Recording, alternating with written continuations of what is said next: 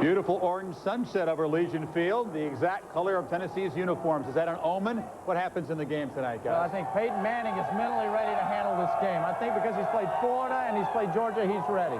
You got to remember one thing. The field is wet, and it helps a passing team. It helped Florida against Auburn today in the same kind of conditions. Tennessee has not beaten Alabama in the last 9 tries. It's time for urgency. There's desperation there.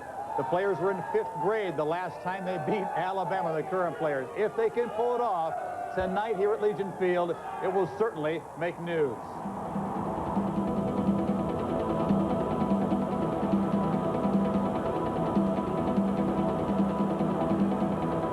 We are live at Buffalo Bill. It's an exciting weekend. It is Super Friday, Super Saturday. Let's go back to the phone calls. If Alabama can hit Peyton Manning, and if you let him set up the pocket, he'll really pick you apart. It's one of the few that means headlines on the front page. Highways choked with cars. It means leaving your house and putting your home on the road. 2 programs crowned with tradition, such that coaches are celebrities and fans are fanatics. For on this night, one appears as an obstacle, while the other a catalyst. All of the shrine known as Legion Field, where there's as much color as the season in which we play.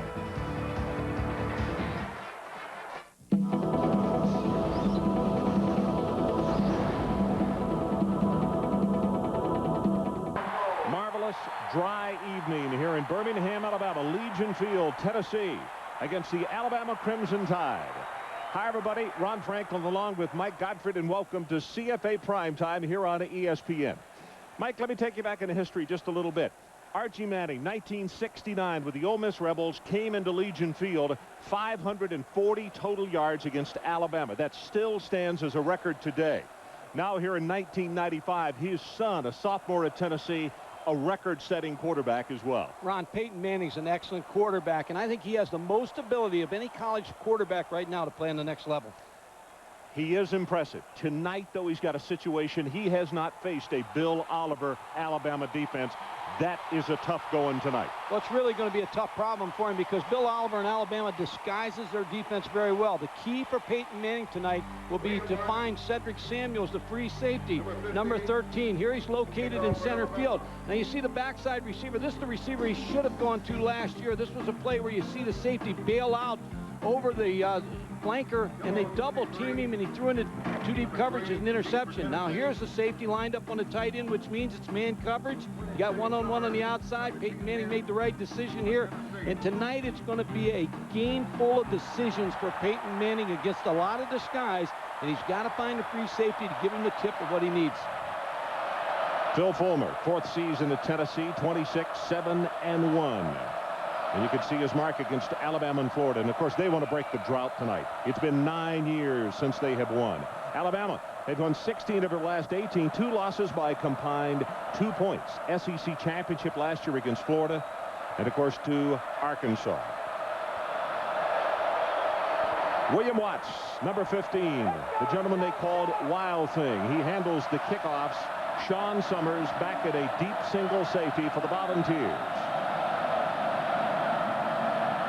First time since 1914. It has not been the 3rd Saturday in October when they played this one. The last time they played it on the 2nd Saturday, 1914, Tennessee won it. Here are the starting lineups brought to you by Russell Athletic for the Tennessee Volunteers. In that backfield, number 25, Jay Graham, the tailback, averaging 122 yards a game. That's good for 2nd in the SEC. The wide receivers, Joey Kent, 13 catches last week against Arkansas. The offensive line, this is a very good line. They have done some switching around. Lehman goes from tackle to guard. And also on the inside, Jeff Smith goes from right guard to center. Bubba Miller moves from center to right guard. Tennessee to throw on 1st down. Right over the middle. They've got Kent open, and he breaks him into the secondary. He needs a block, and he couldn't go the distance. Touchdown, Tennessee. 80 yards.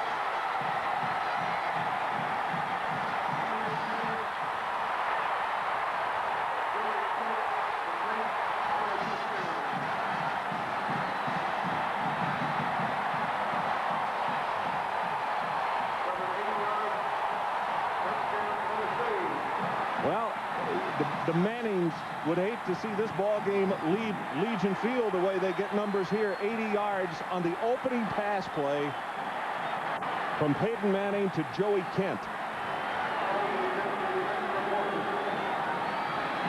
Hall with the extra point attempt, and he's good.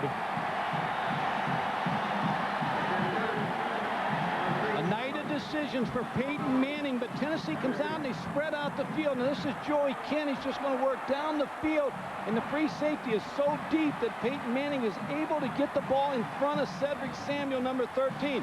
See the opening right here. Now Cedric Samuel overruns the play. Joey Kent now goes the distance. Picks up a good block on the backside by Marcus Nash, and then just beats the secondary of Alabama into the end zone. Excellent play call by Tennessee to start off the game. Another look, Joey Kent.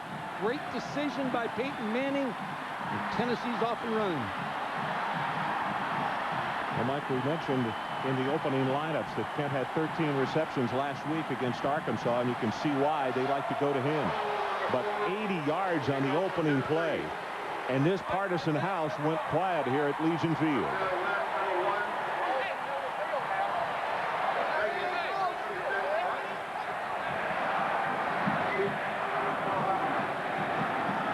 Problem for Alabama tonight, Ron. Their offense has not been an offense. They scored a lot of points. They got to pick it up, similar to the game against Georgia last year when Eric Zaire came in here and threw the ball all over the place.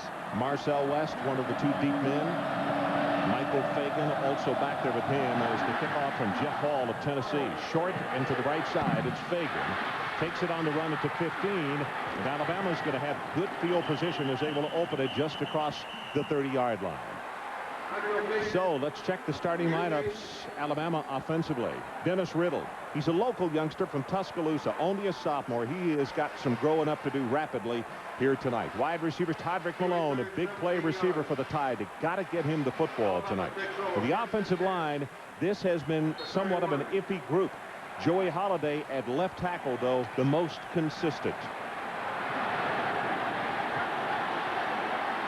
Brian Burgdorf, the senior out of Cedartown, Georgia, opens at quarterback, and he will throw on first down.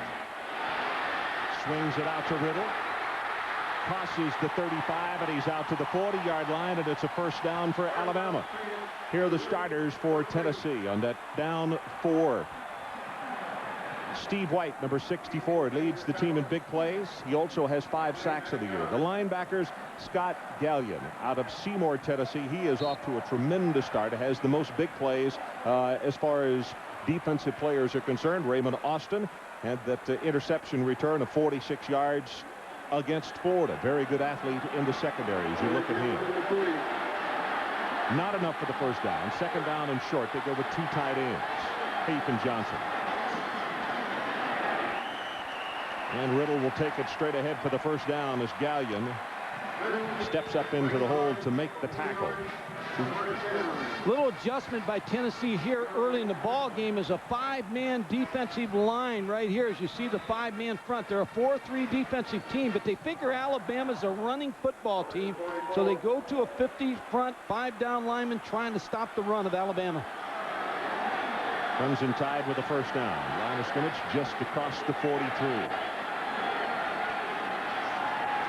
Riddle going to be hit at the line of scrimmage. He will spin forward. Green, one of the first men there to make the hit on him. Ron, the key for Alabama tonight is to get the ball in the hands of Todrick Malone, Curtis Brown, Tony Johnson. They're 2 receivers and tight end, because you cannot get in the game with a high-powered offense like Tennessee or Florida and play the game where you're trying to keep Peyton Manning off the field. You really want to keep Peyton Manning off the field, but you've got to get at your big play receivers and score points. Todrick Malone's big tonight. Riddle in motion. Burgdorf wants to throw, holds it up, then gets the pass away, and he throws it short. Riddle with a diving stab and couldn't get it at the 47 of Tennessee. If you take the strengths of Tennessee in defense and you take the strengths of Alabama on offense, Todrick Malone is someone who should have his way with the Tennessee secondary, although You know, secondaries can roll to him. Secondaries can double team him. But Todrick Malone is the big play receiver for this Alabama football team. Well, let's see who they go to. It's third down, Mike. The line to make is just inside the 47. And they have Malone, Chad Key, and Curtis Brown as the wideouts. But they go to the man out of the backfield, and Sism will be short of the first down. Mike, do you go for it here? It's just across midfield. It's about a yard short from where they've spotted. I don't think so, Ron. I think it's too early, and you punt the football, and you try to punt Tennessee in the hole. Well, that's exactly what they're going to do. As number 18, Hayden Stockton, comes trotting on, a junior out of Oakman, Alabama. Remember how this team wins. They win by playing great defense and the kicking game.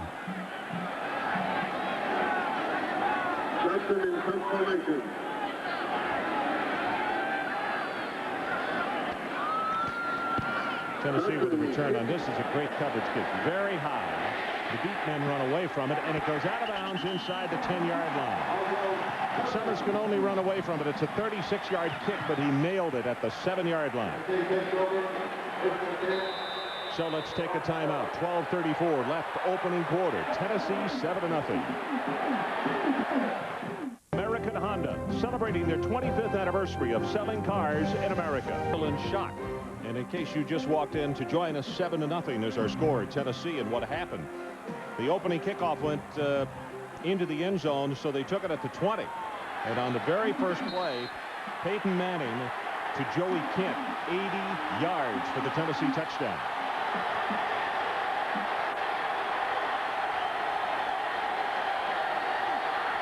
Alabama looking for rush. You can see linebackers cheating up. Ram, big opening, has 5, 6, and 7 yards as he will take it close to the 20-yard, that's a 16-yard line. Look at the eyes of Peyton Manning. He's looking right at Cedric Samuel, the free safety. Knows he's in center field, and he's got the field spread out.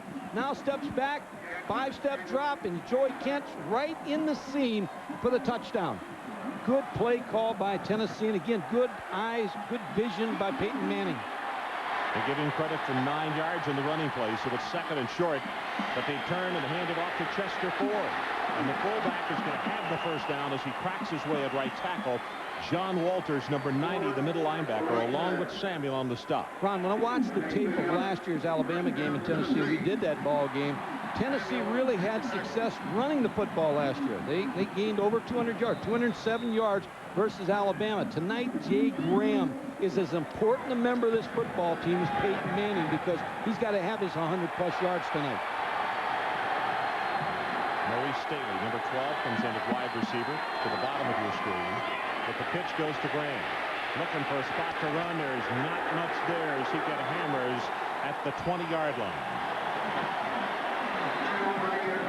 In that game last year, Rudd is a 4.5. Kevin Jackson, you didn't hear his name last year. He's out of junior college. I think a real find, Mike.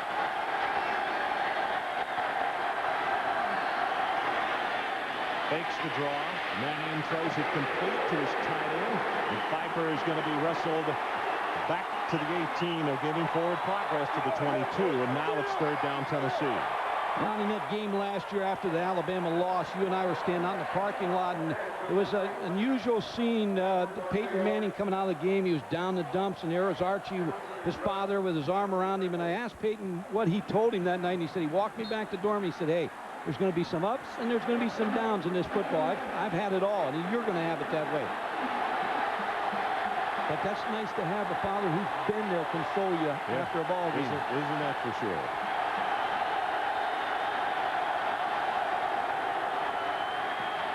Manning's pass complete, but he's going to have the Tennessee first down at the 29-yard line.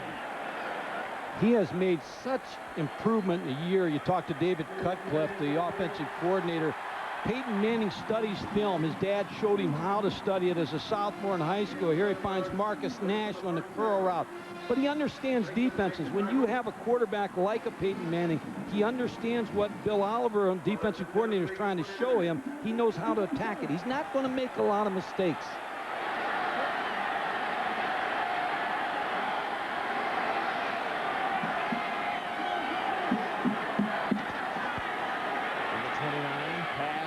Is caught. Pillow breaks it inside the 40 to the 35-yard line as Shea Townsend gambled on the play and lost. Brad Ford was in pretty good shape over there, number 11, for the interception, and I think really he was going for the interception and didn't pick it off, and I maybe underestimated the strength of Peyton Manning's arm, because you're going to see the throw outside, good pass protection. Now here's the throw on the outside. Here's number 11, Brad Ford, going for the interception. Just a good throw by Peyton Manning again on the outside. Ronnie Pillow. So this drive started at the 7-yard line. It is first down at the Alabama 35. Linebackers showing blitz. They stay at home. They'll throw the quick screen. And it's Marcus Nash who will take it for a gain of about 5, maybe 6, inside the 30-yard line as Kevin Jackson makes the tackle. Well, what happened on that run was, as Peyton Manning looked to the outside, Marcus Nash didn't have anybody on him. And it's the uncovered receiver rule. When you find someone split the field, when you got receivers all over the field and they do not put somebody on him, then you just raise up and throw him the football.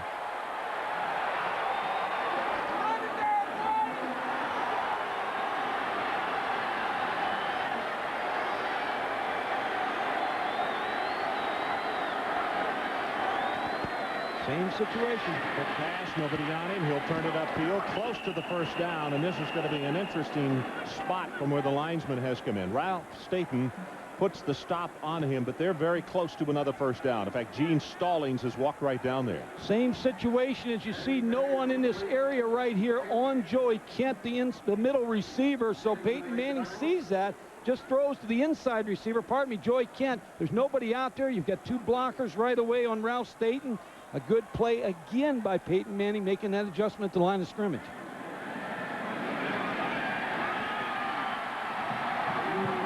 Well, they've got everything going for Phil Fulmer right now. The passing game, you got Alabama's defense a little bit on their heels, and yet you really haven't unleashed your running game yet.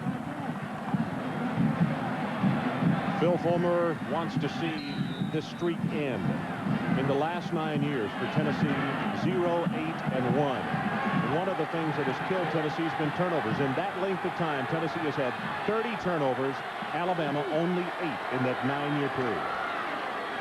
Fakes the run, throws the pass, and he drops it. The first incompletion, and Maurice Staley had it in his hands, and he just dropped it. Let's go down to Mike Adams. You know, watching Peyton Manning throw in practice before the game, it's easy to see why his wide receivers love him so much. Joey Kent says Peyton makes it easy. His passes are always right on the money and right between the numbers. The 80-yard touchdown pass certainly was. Now look at what Joey Kent has done this year, and already he has surpassed his totals of 1994 with 352 yards and 4 touchdowns. Well, an 80-yarder does wonders for your average, Mike. Second down, line to make. Just inside the 16. Manning with the screen. Has his man there and the blocker in front. At the 20, 15, 10, 5. Touchdown Volunteers. Jay Graham. And there was a flag down back at the line of scrimmage on the near side of the field. Procedure against Tennessee.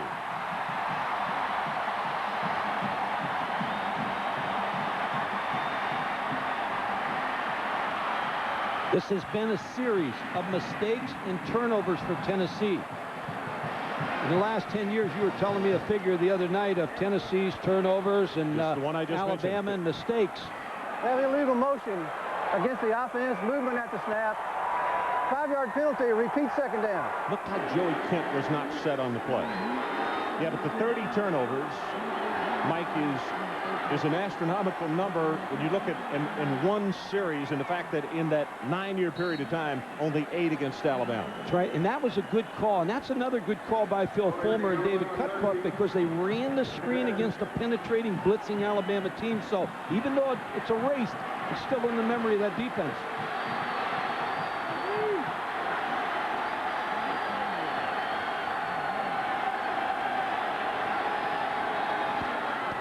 Ball was never snapped. Shannon Brown comes across and hits Manning, who doesn't have the football.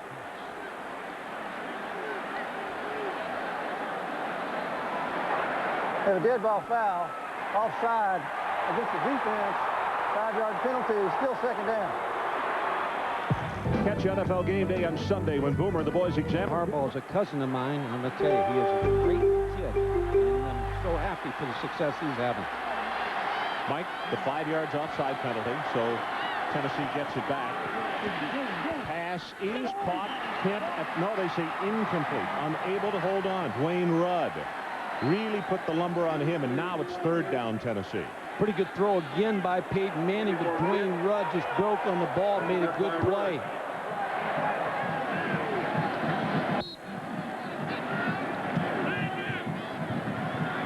Seven to 0 Tennessee. They just scored on a play that was called back because of procedure. Right now it's 3rd down, and to keep it going, they need to go to the 15-yard line.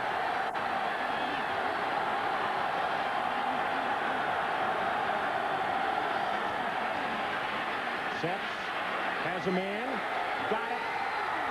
Touchdown Tennessee, Marcus Nash.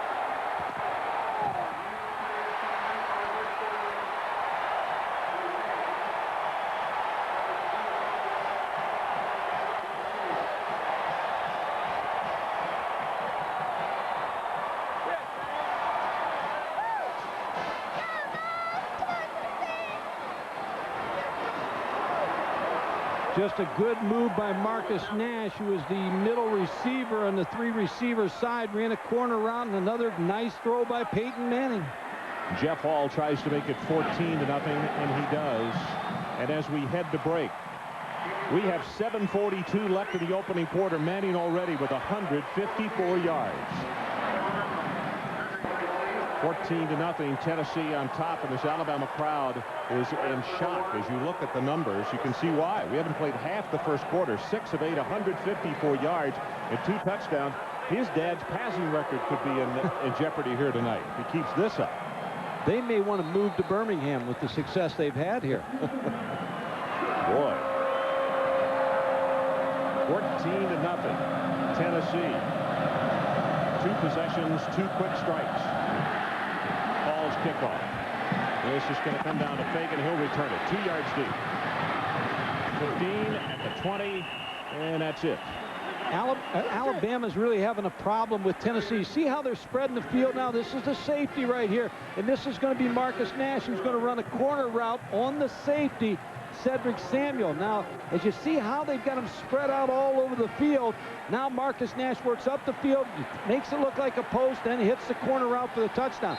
What also happens now is you get good protection because you've got Alabama spread out all over the field. And if the 4 down linemen can't get to the quarterback, which they can't, then you've got to give up linebackers. Bergdorf with play action. Zips it out in the flat. That's Riddle. Hit by Terry Fair, number 13, and he'll knock him out of bounds. And they're going to give him forward progress to the 27.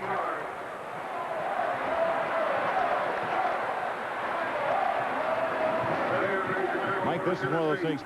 I know how the Alabama fans feel because I'm in as much shock as they are to see somebody come in this stadium and rock them the way Tennessee has on these 2 opening possessions. Well, I said early in this broadcast, this quarterback, Peyton Manning, has the best ability of any quarterback in college football to go on to the next level. Shovel pass, and you can see Riddle is hit just as soon as he got the football. And let's go to Mike Tirico. Mike? Ron, folks, maybe in front of Mike. So Minnesota trying to come up with the upset tonight in the Big Ten. Oh my goodness, Little with the hit. Ball is loose. Tennessee recovers. Was the play dead? No, sir. Volunteer football. Alabama going into this football game had a very poor percentage on 3rd down. They have not been converting all year. Leonard Little with a big play. Number 1, who is a former linebacker that now is playing down, makes the hit. And the recovery by Bill Duff, number 50. He's in on the recovery. And I keep going back, Ron, to the fact that they're throwing the ball so successfully, and you've got Jay Graham back there, and they had so much success running the ball last year. They haven't even had to use the running game yet. Well, let's see what they come up with here. Alabama can certainly not give away more points on this drive. Manning's pass is dropped. Marcus Nash had it hit him on the fingertips and maybe a little bit behind him, but it certainly looked catchable, and he dropped it. When you looked at Peyton Manning's statistics, you have to add in the drop balls because he's been on the mark in this first quarter. I think all three incompletions have been dropped, I think. What makes him good is, and Tennessee fans should enjoy watching him play, is he works at the game. He studies the game, and that's why he's so successful. 14-0 Tennessee, and they have some kind of opportunity here with the 2nd and 10 and the ball at the Alabama 25. Short drop and the pass knocked down at the line of scrimmage.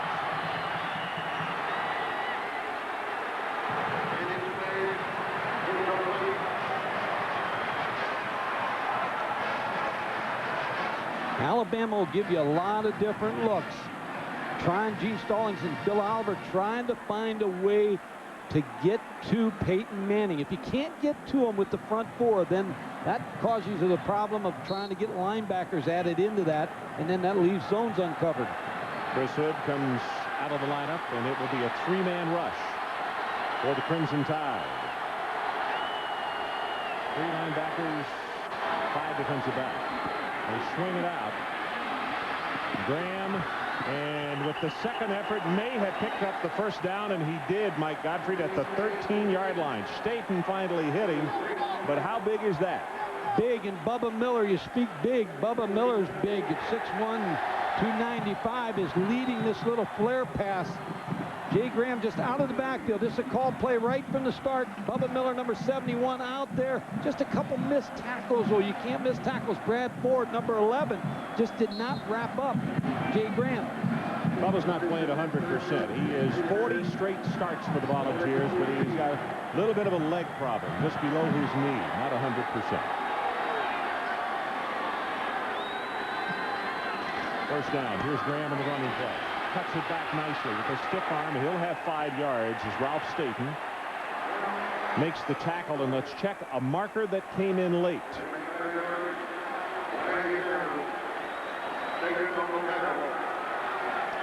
It's like a face mask on Alabama, but Ron, credit to Tennessee offensive line in this first quarter. They've given excellent pass protection to Peyton Manning.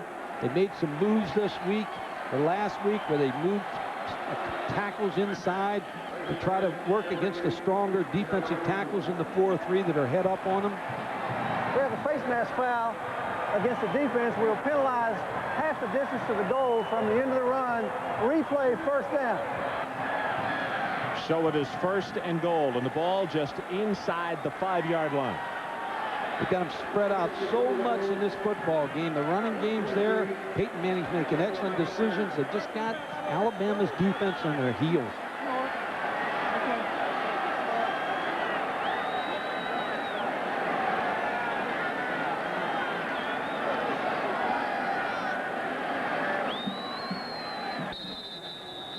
Rogers Redding, the referee tonight, whistles it in play. Here come the Volunteers with a 1st and goal.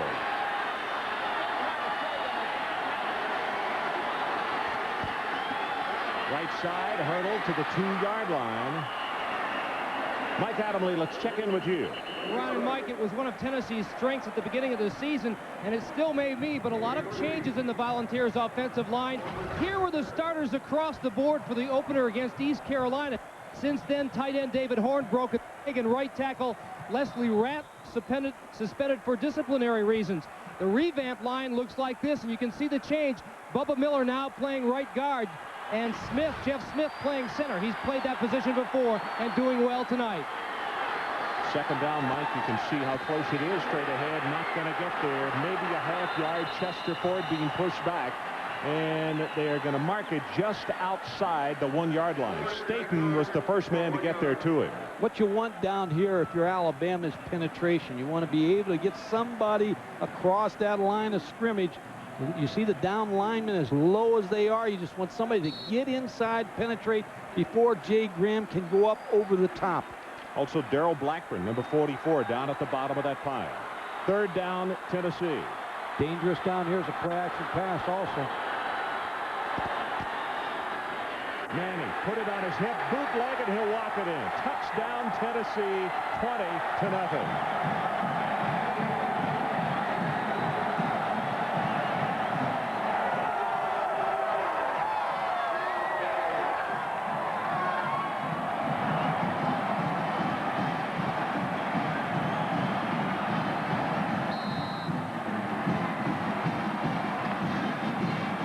the Tennessee faithful who journeyed down here to Legion Field are really having fun, and we still have 5:04 left to play in this opening quarter. Hall's extra point attempt is perfect. So let's take a break. 5:04 left, opening quarter. Tennessee 21-0. Well, that's the Tennessee offensive line on the sideline, and you can imagine the smiles on those faces as you look at Smith, Peterson, Lehman, Redo also, along with Robert Poole. These kids have got a lot to be happy about with a 21-0 lead. 5:04 left in the opening quarter. Here's Hall's kick. This is Fagan from the 8. Check it. Marcel West, and he'll be knocked out of bounds just shy of the 40. Mike? When you make that call on the goal line situation, your offensive line has to come off like it's going to be a run. And watch the offensive line sell out to make Alabama think it's a run. Now you're going to see Jay Graham. Watch him. He goes up in the air like he's got the football. That's what makes the play for Peyton Manning. The effort of the team to show run all the way. Good fake by Peyton Manning in the end zone. Good team play. So let's see if Alabama can get something going.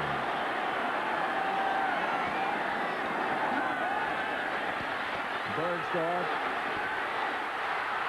gets away once and then stumbles and goes down at the 45-yard line. Freddie Kitchens into the ball game, Ron. Number 9. The sophomore out of Atala, 6'2", 230 pounds. And right now, Alabama just wants to get something shaken. You're right. They're trying to get something going. Freddie Kitchens' numbers, he's thrown 5 passes. He was suspended first 2 games of the year. So people like his ability to throw the football, and that's why he's in the ball game. You know, one thing you also have to remember, this afternoon at the Cotton Bowl, Texas led 21-0 and finished with a 24-24 tie. So there's never a time when you can let down. This is Riddle. And it looks as though he's going to have the first down or close to it. They're going to mark him at the 46-yard line.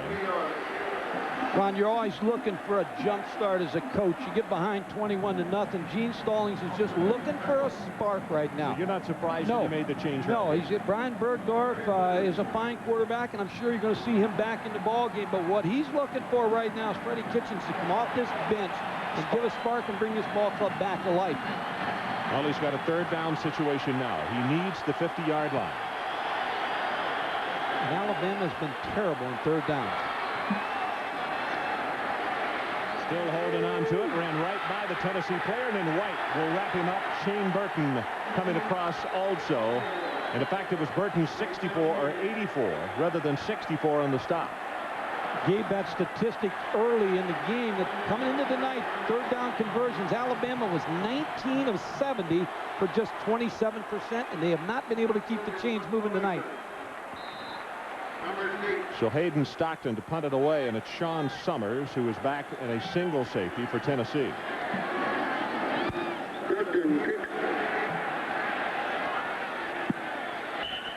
And out of bounds just inside the 20. ESPN is your home. Ron Franklin with Mike Gottfried and Mike Adamle from Legion Field in Birmingham, Alabama. 21-0. Tennessee has jumped on top big and early in this one.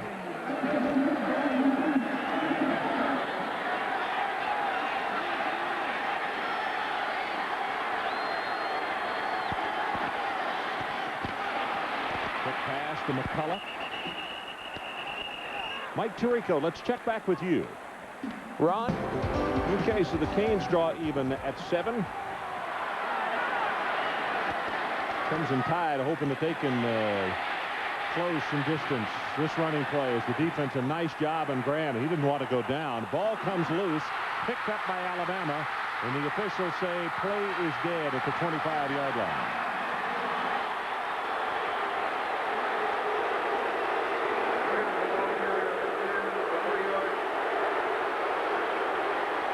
Jay Graham trying to bounce this ball outside, takes the handoff, now tries to work outside, slides outside.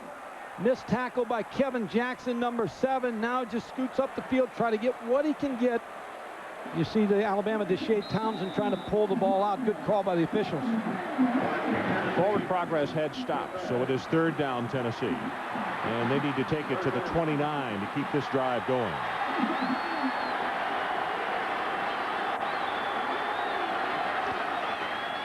Ronnie Pillar to the right side, and he is close to the first down as the flag comes in. Ball is loose, and that's the beanbag going down because of the turnover, and Dwayne Rudd has made the recovery for the Crimson Tide. Kelvin Moore made the hit and caused the turnover. Well, you saw in the play before where Deshae Townsend tried to pull the ball out of Jay Graham's hands. When you get behind 21-0, you've got to be able to try to cause turnovers. Here's number 87, Dwayne Rudd, just sliding over, getting in a situation where he makes the play on Ronnie Pillow. The ball comes loose, and Alabama and Rudd recover.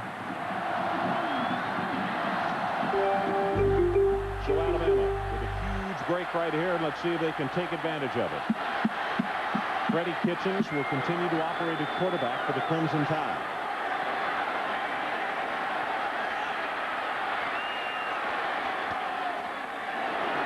Little on the sweep. Blocker in front, and he's going to be knocked down at the line of scrimmage. Raymond Austin, number 28, up on the strong safety position to knock that play down for no gain. A reminder, every 10, 30, and 50 minutes after the hour, ESPN updates you on all the scores in the world of sports, including the top 25 scores from college football today. We're talking about the turnovers, Ron. You talked about the last 9 games. Tennessee 31 turnovers. Alabama just 9. It's been the difference.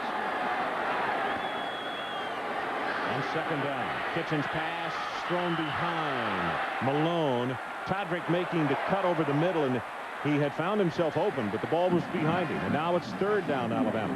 Had him wide open, Ron. Todrick Malone wide open over the middle. Freddie Kitchens just didn't hit him.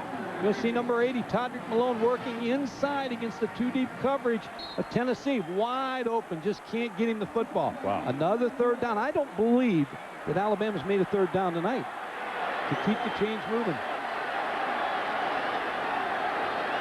Need to take it to the 18. Kitchens, good protection this time. Gets it out in the flat. Malone breaks the tackle, and there is your first conversion of a 3rd down situation. Austin finally puts the stop on him, but it's 1st and 10 at the 14. And I'm sure John Chavis, the defensive coordinator of Tennessee, would say, hey, yeah, I had the right call on. We should have made the play. But the athlete, Todrick Malone, the ball's thrown, little curl route, well short of the 1st down. Now, Terry Fair just makes the tackle, but he falls down. Todrick Malone's ability, Terry's going to do, get open, just a little hook, makes the catch, now upfield for the 1st down.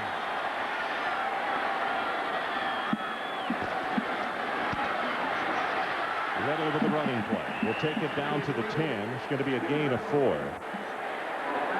That could be the last play of this opening quarters. We're at 12 and now 11 seconds.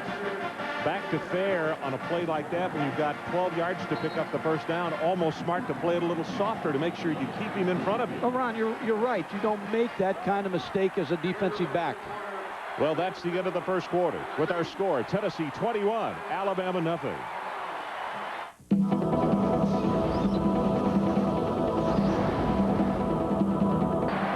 So you look up into the lights in part of the sellout house here at Legion Field.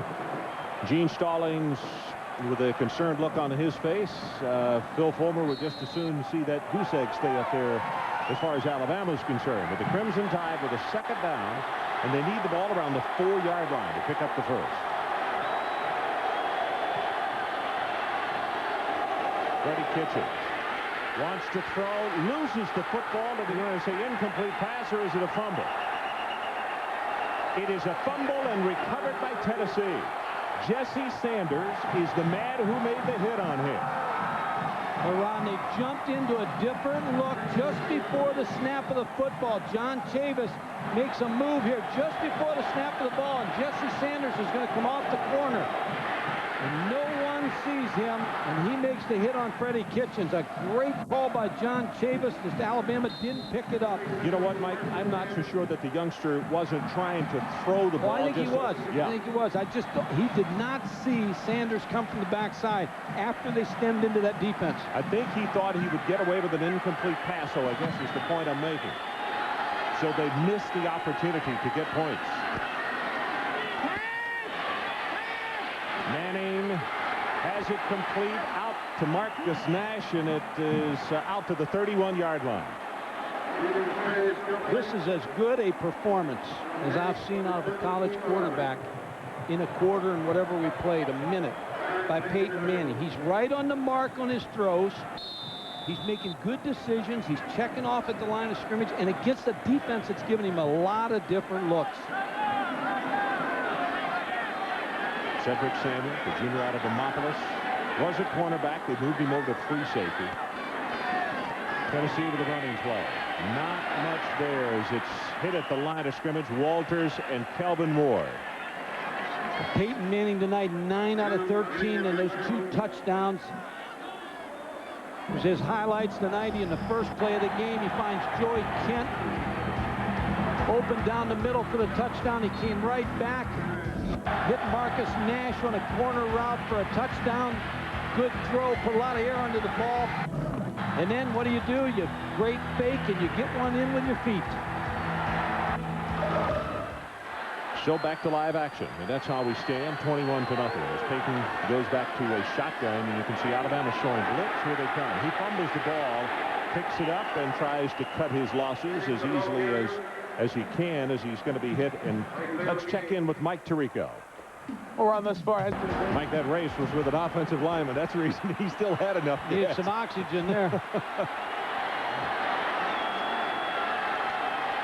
Manning hit just as the ball got away, and that's what Alabama's got to do. They have got to get some pressure on. He's been sitting back in the pocket and having time to set up and throw. Well, the best way to take the quarterback out of the game is make him go on his backside, and Ralph Staten was a blitz number 41. They did get people in the face of Peyton Manning on that play. Larry Benyon. First punt of the night by Tennessee.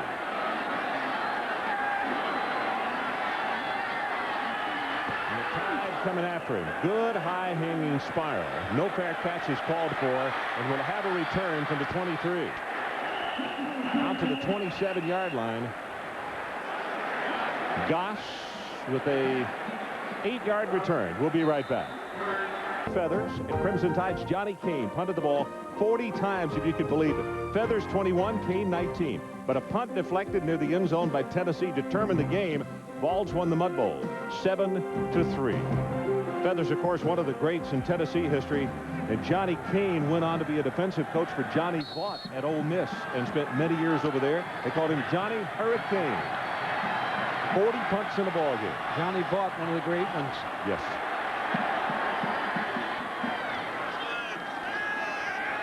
Kitchens runs up out of the pocket, has 5 yards.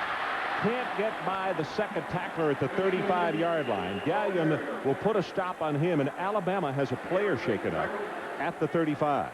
It's an interesting move by Gene Stallings and Homer Smith of bringing Freddie Kitchens into the ball game. Now, they didn't score the last time. Tennessee with a good move defensively, and the blitz on, and Freddie Kitchens fumbling the football. But an interesting move. Mike, Ed Sissom goes to the sideline. He has been bothered by an elbow injury, and he was holding that right arm in. We'll try to get a report on here. Draw play to Riddle. Hit as he gets to the line of scrimmage. That's Duff, number 50, the sophomore out of Delran, New Jersey. Mike Adamle, let's check with you. Ron, everybody knows that Jay Barker was a great leader and a great quarterback, but the thing that's the most dramatic difference on Alabama's offense this year, there is no Sherman Williams. He was so quick, turned so many potentially disastrous plays into big gainers. They missed that speed, they missed that quickness, and I know Coach Gottfried, you miss our painter from last year. I miss the painter. As you see Homer Smith, the offensive coordinator. Well, a big third down situation. Kitchens puts it on his hip, has the pass complete as the Tennessee corner gambled on the play, and Curtis Brown will have the reception in the first down at the 45. Ron, what Mike Adamle was talking about, too. Jay Barker, as a quarterback here, was 35-2-1. They missed Jay Barker. And they were behind 7 times last year, and Jay Barker brought him back. And they couldn't get a backup quarterback in. Every game was so close. So you're looking at 2 really relatively inexperienced quarterbacks in Brian Bergdorf and Freddie Kitchens. Yep, you really are. 21-0 our score. Tennessee leading Alabama. Second quarter. Kitchens wants to throw out of the backfield. Knocked it, almost intercepted. And let's check in with Mike Tirico. Mike? Interesting ball game. And the sigh we heard was from Mike Adamle down on the sideline. 11 minutes, 20 seconds left until halftime.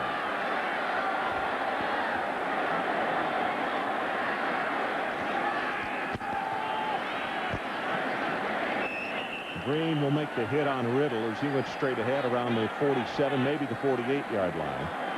This Tennessee defense has been maligned, as you see Todrick Malone come back. And, of course, they gave up the big points against Florida, the Florida Gators. And so this is a defense that's got some pretty good athletes. You're looking at Leonard Little there, who's playing down this year as a defensive lineman, #1. They've got some experience. Scott Gallion said they stayed around this last early fall camp and set some high goals. Kitchens from the shotgun this time, zings it over the middle, has it complete to Key, and it's close to the first down at the 45-yard line. Jonathan Brown defensively.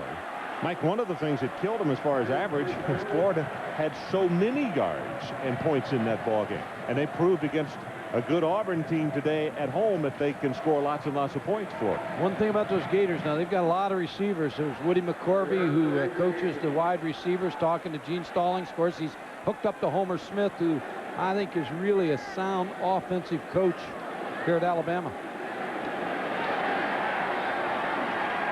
They got it.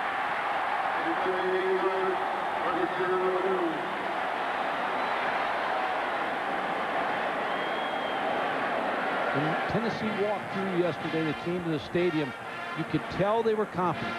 We talked to Peyton Manning, we sat down with him, and he just had that confidence about him and their players and coaches. And Alabama the same way the other day. They were very confident, but this was a very confident Tennessee team yesterday.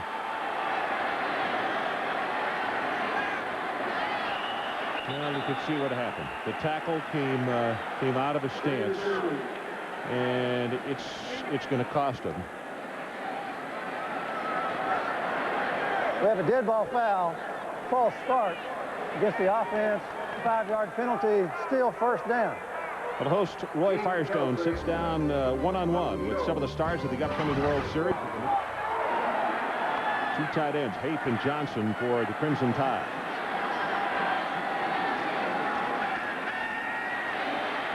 Kitchens waits, gets it away, and has it deep, and that's Todrick Malone. The way to attack a 2-deep zone coverage is routes over the middle. That's the way you attack the 2-deep coverages. And I think Todrick Malone's as good a receiver as we've seen this year in the SECs. Just like the Florida receivers, the receivers at Georgia's got good hands and good speed and will make those catches over the middle. Kind of glides through his route. You see him catching the ball out in front rather than letting it get into his body. And he's good for 19 yards. Glad to report that Sism is okay. He's back in the lineup. Kitchens scrambling. Pressure is on, and they'll push him out of bounds around the 30-yard line. Bill Duff got a hand on him. Billy Barron, also number 94, was applying good pressure. Difference in quarterbacks right now. Curtis Brown, a wide receiver. Now, I know Freddie Kitchens is the backup, and he's not getting a lot of practice time. Curtis Brown coming over the middle, wide open over the middle, just can't get him the football.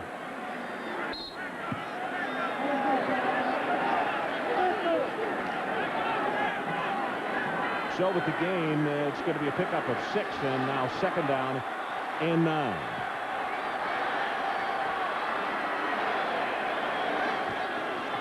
Draw play. Riddle breaks off the tackle down to the 20-yard line, and that is very close to the first down for the Crimson Tide. Good play by Homer Smith, the offensive coordinator. Maurice Belser, the left guard, number 64, with a nice block right there to turn Tyrone Hines out and open it up for Dennis Riddle to get close to the first down.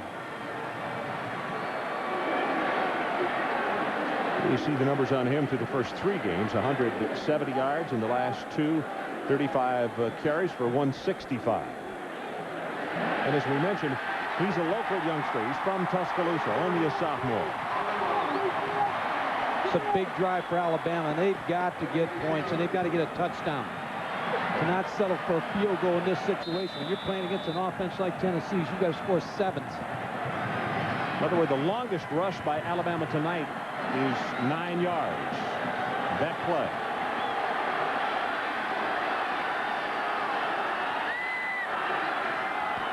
Tennessee bringing those safeties up. They go with the running play, and Bill Duff hits Riddle and will stop him down at the 17-yard line.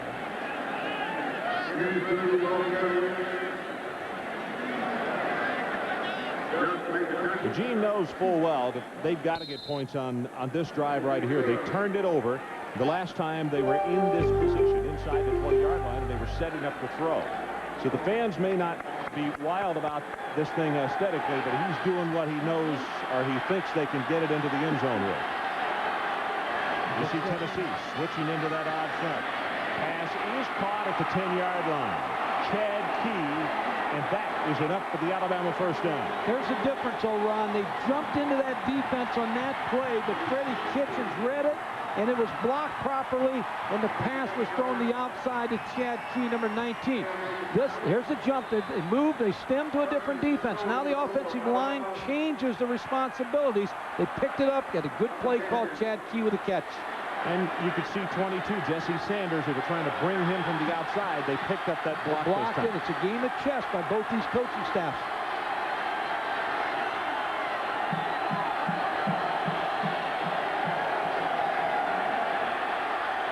Kitchens is going to get a penalty. Did not get the play off. Gene Stallings is absolutely livid on the far sideline. Ron, they've made so many mistakes penalties-wise. The last two games, they've had 28 penalties. Tonight, they've hurt themselves. There's no foul. We have timeout. Timeout on Alabama. That's their first timeout. So timeout, no penalty. 21-0 Tennessee. Right back.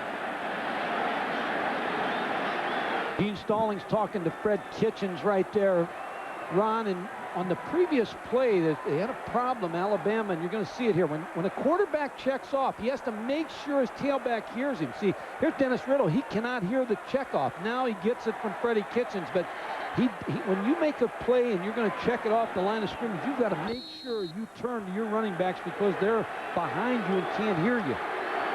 Even if it's your home crowd. Even if it's your home crowd. It's so noisy in a stadium like this. There's enough orange in here just to make it loud enough. Kitchens sets on first down. Right over the middle. Had Curtis Brown, and they couldn't make connections.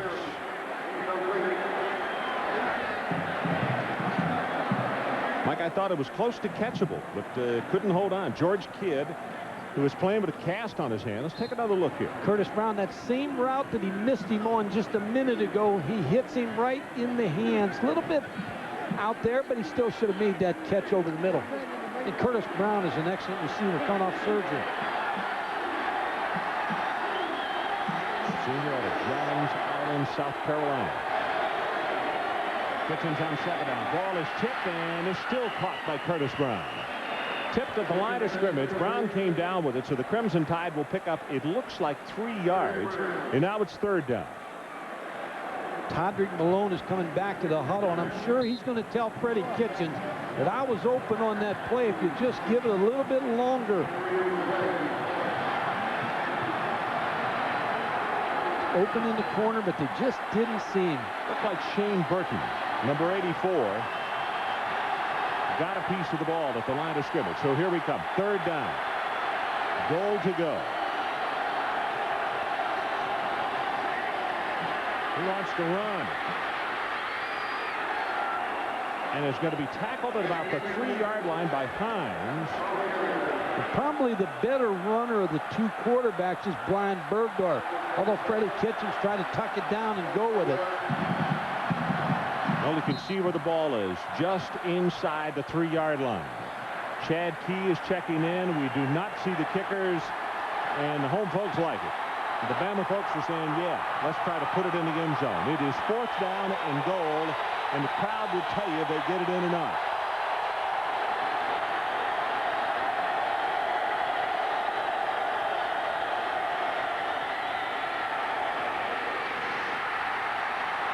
Chad Key.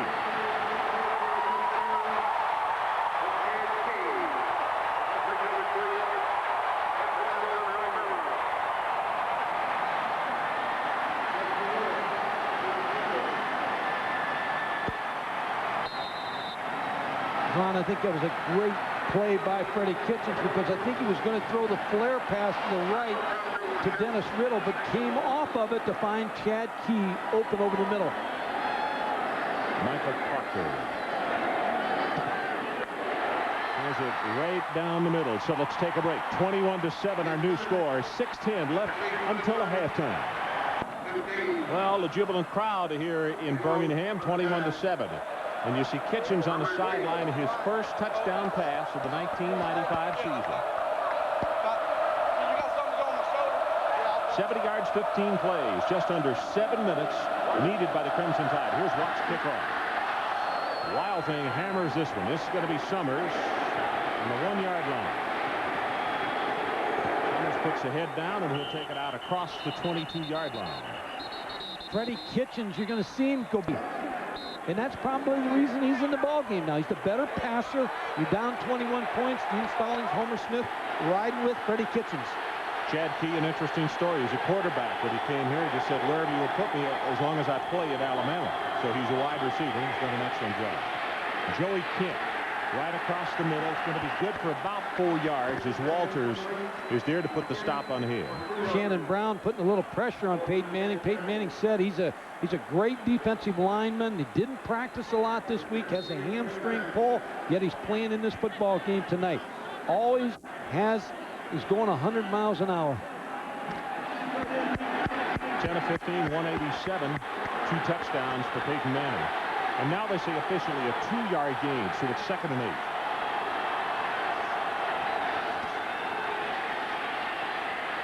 Manning's pass, did he get it or did he trap it? The official says, well, they're looking at each other. They don't know either. Alabama says he didn't catch it. A little bit indecisive over there. Now they say incomplete pass.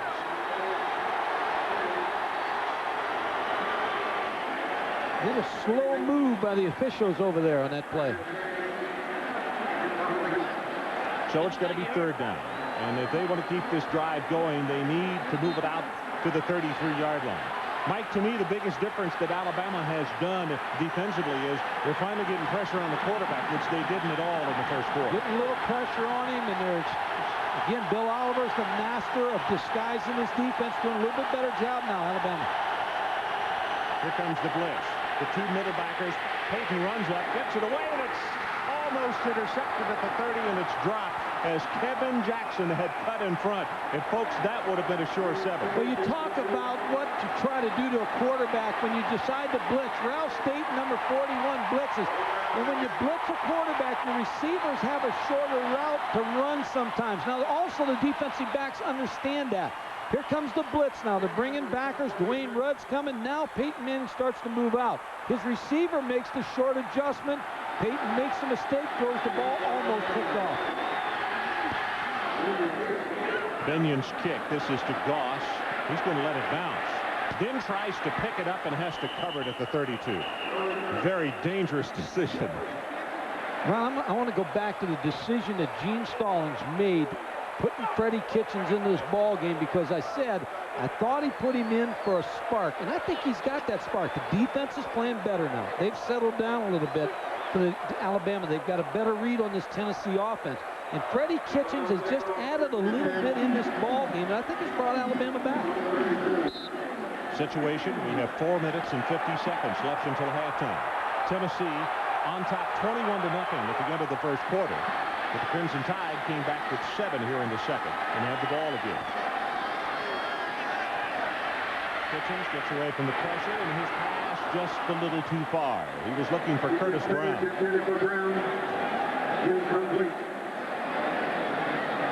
That was a one-receiver route by Alabama. There was not another receiver out on that play. And sometimes what you do is, Bill Walsh was the person that started doing this out for the 49ers. You really do a good job of selling the fake, and your whole team, your linemen, your tight end, and you send one receiver out on that route. And that was open for Curtis Brown. He just overthrew him.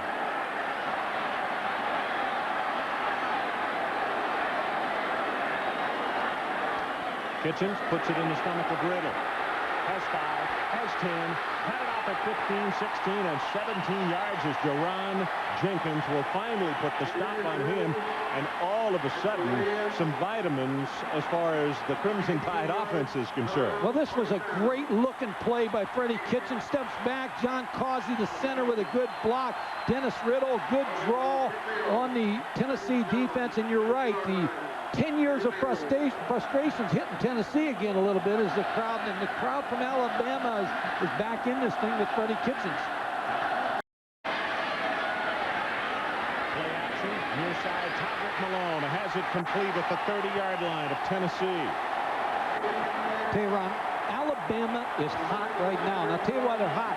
They're hot because of Freddie Kitchens. Freddie Kitchens has come in this ball game. He's doing what Peyton Manning did in the first quarter. He's hiding the football. He's doing a good job of the play action. He's playing with a lot of confidence, and his offense believes in him now. I'll tell you, they just threw another quarter route. Good fake. Todrick Malone wide open again, and Freddie Kitchens has pumped new life into this Alabama team. Heath and Rutledge, 2 tight ends of the ball game for Alabama. Short drop pass overthrown. Curtis Brown, I think, is the man that he wanted, and Tennessee had just jumped around up front and shown that same look on the defensive line. Mike Adamle, let's check with you. Ron and Mike, you might have noticed that Tennessee's outstanding linebacker, Scott Gallion, not in the game right now. He suffered a concussion on Tennessee's last defensive series.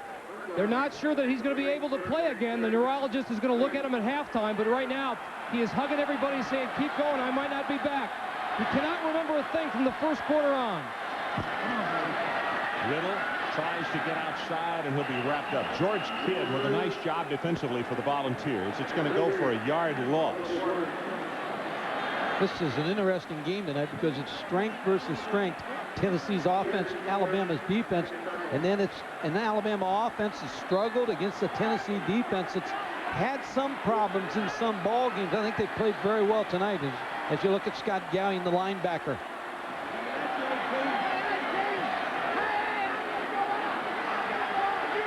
So it's 3rd down, and they need to take it to the 20-yard line to pick up the first. About to go under 3 minutes until intermission time. You see they roll the pocket, wanted to throw the shovel pass. Tennessee cut it off at the pass, and Jonathan Brown will knock him out of bounds after a pickup of a couple. And now let's see, will the Crimson Tide go for the distance field goal, or will they punt it away?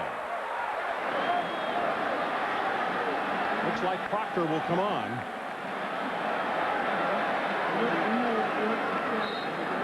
His longest in his career is 53 yards. That was against Ole Miss in 1993.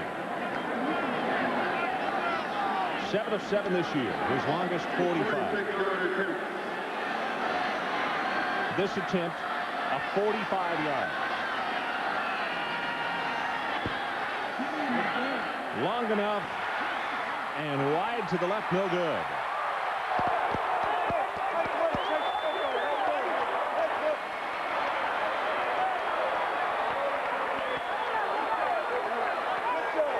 Tennessee takes over 1st and 10. Tip off the receiver. Basketball players getting in action. Graham in the running play. Takes it over the right side. 4, maybe 5 yards. Now, the truth of the matter is, until that missed field goal just a moment ago, Alabama had wrestled the momentum away from Tennessee, and that momentum had been sizable. Now it is, I think, important for Tennessee to move this thing down here and show a little muscle again, don't you? I think it's very important, Ron, for Peyton Manning to take this 232 and make the most of it with the running game.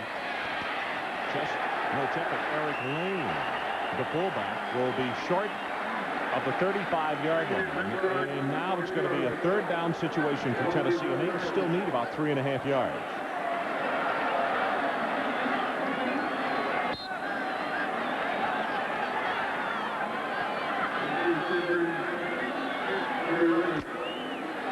%50 for Tennessee tonight in third down conversions.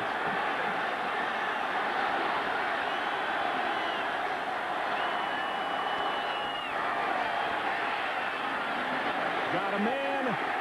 I don't know if he made the read. It's Joey Kent. That was an audible at the line of scrimmage because of what Alabama showed, but what a nice touch and pass. What it was a three-step drop, just a quick pass, but Peyton Manning saw that the corner rolled up. Number 11's rolling up Brad Ford, so now he waits for Joey Kent to get behind him.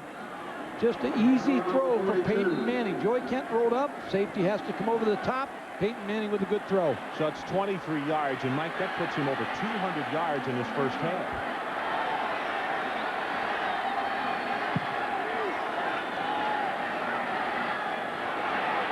Doesn't see the Alabama player from behind. Ball is loose. Who got it? Alabama says they did. Kelvin Moore is the man who sneaked around and hit him, and the officials say, nope, it's Tennessee football. That was a three-man rush, is all that was by Alabama. They were in coverage right here, but a good job by Kelvin Moore working around. You see the three-man rush, two linebackers in the middle. It's a pass defense all the way. But Kelvin Moore came right around Jarris Rito, number 72, to make that play. Wide rush, number 95, Kelvin Moore with a big play on Peyton Manning. Well, officially, that goes as a sack, we're told, for a loss of 1. Manning's pass has it complete out in the flat, working for the first down, and I'll tell you, Maurice Staley is very, very close. That's Fernando Bryant who made the tackle on him, and let's see what that side judge is going to give him. Forward progress.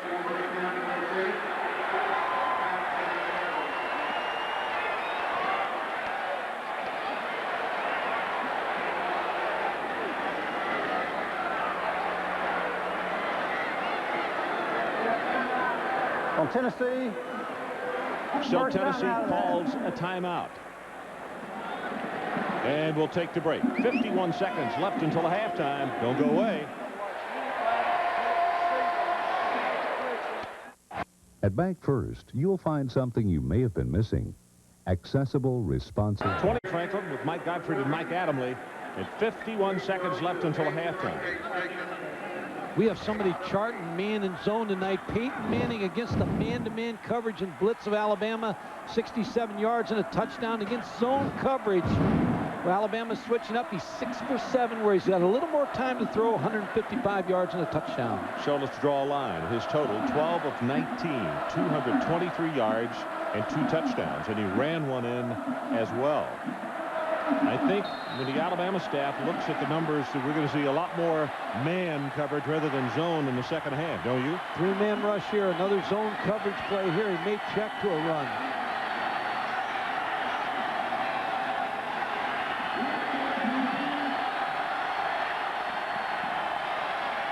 And he's going to throw it. Backside pressure. Got his man right over the middle. At the 5. Touchdown, Marcus Nash.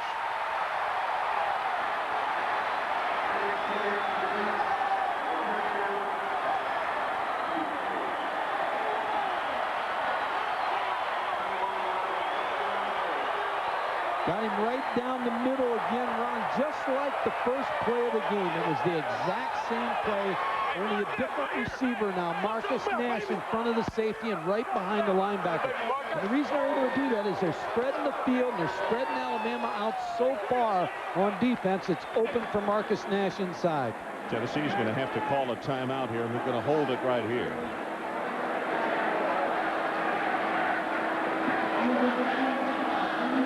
As Marcus Nash is going to work inside this safety right here for Alabama. And you see the linebackers inside. He's going to get right in between the linebackers and then the safety. And that's Cedric Samuel, number 13, missing. And then Deshae Townsend missing a tackle. Peyton Manning eyeing up the receiver all the way, Marcus Nash, right behind those linebackers. And then just poor tackling by Alabama.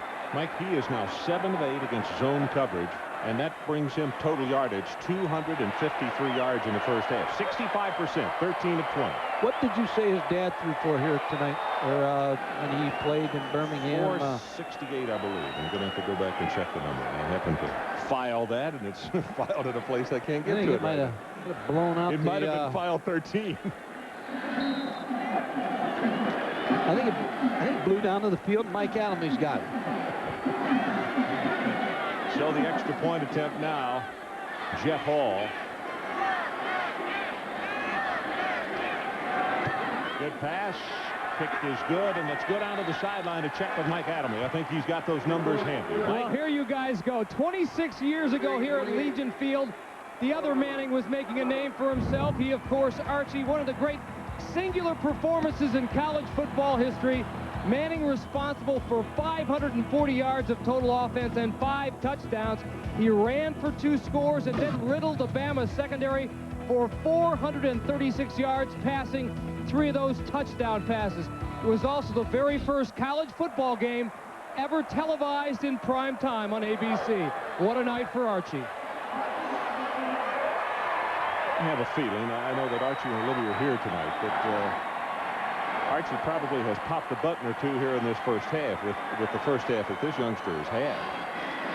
I mean, he has 87% of their offense. He'd be smart. He would not wear buttons to any games because he's going to pop them all year. By the way, coming up next to the GMAC halftime report, we'll have an SEC recap. Also, Notre Dame gets quite a scare. And Northwestern Magic, all about and more coming up on the GMAC halftime report. Well, this is a coverage kick. This is going to come down to the tight end, Tony Johnson, and he will return it to the 40-yard line. And Bama will have 38 seconds left to work with. Still have 2 timeouts, so they've got good field position to try to move this football. 28-7, Tennessee. A couple key plays for Alabama in that last drive, the missed interception that they had on Peyton Manning. They had that interception when they pressured him, and their inability to score the last time down the field.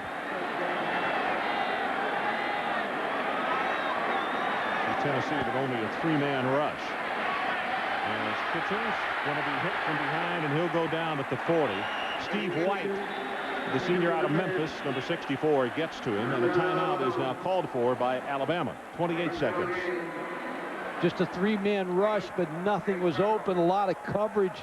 Dropped 8 people, Tennessee, in the coverage on the last play, and there was no place for Freddie Kitchens to find to throw the football. ESPN is your home for college. Oklahoma with a big come from behind today. They were down 21-0. Came back and tied that game against arch rival Texas at 24. Ron, when you talk about quarterbacks, you talk about levels and you talk about grades and where they're at. But I said this at the start, and I'm going to stick with it. This young man right here, Peyton Manning, is further along right now than any other college quarterback in the country. Ability-wise, intelligence-wise, and understanding the Tennessee system. Travis Reeder, the young man he was talking to there, is also from Louisiana, from Marrero, Louisiana. And he was put into a starting position tonight at left tackle.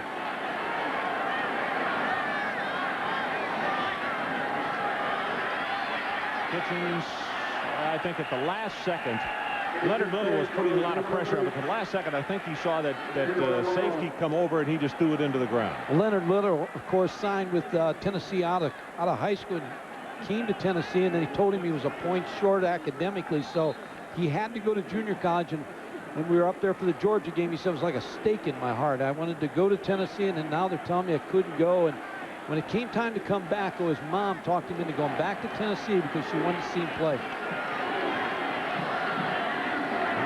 Hit causing a fumble back in the first quarter. Kitchens out of the backfield. He'll have it complete. That's Sisson. Tennessee still has a couple timeouts if they want to force the punt.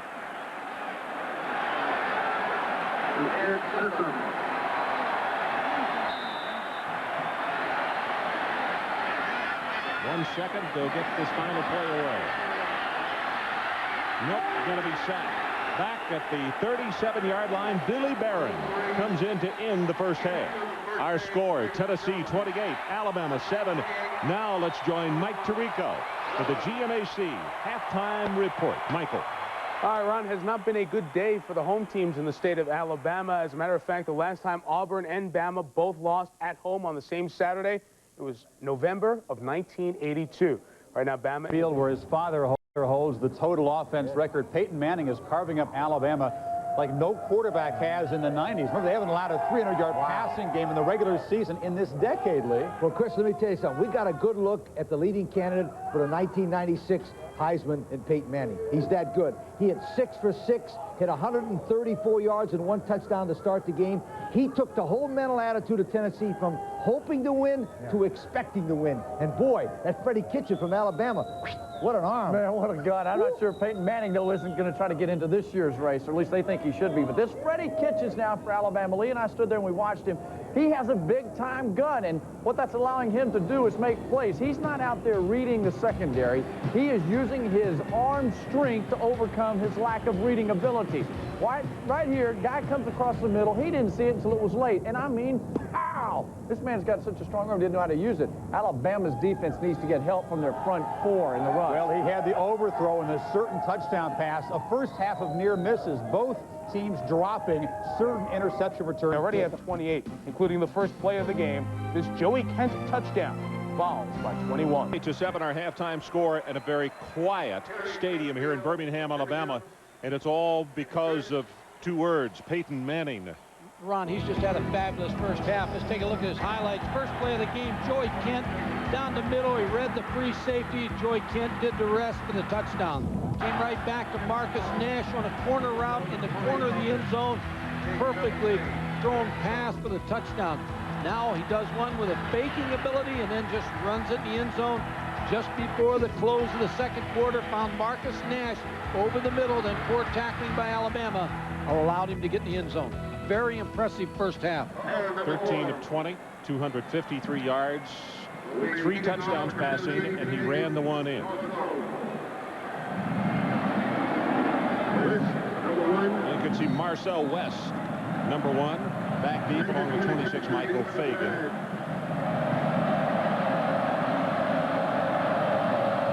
Jeff Hall to kick it off, and we're underway here in the second half. Crimson Tide, as West returns it from the 7, drops the ball momentarily, trying to see if they can get something going. Well, Mike, what do you gather from these numbers right here? It doesn't take a rocket scientist to figure out what's happening, does it? Well, the difference has been Peyton Manning, and there's one big play in that first half. Alabama had a chance for an interception and dropped that football, which would have just completely turned this game right around. He might have even had an opportunity to score because he was in really good position coming down the sideline.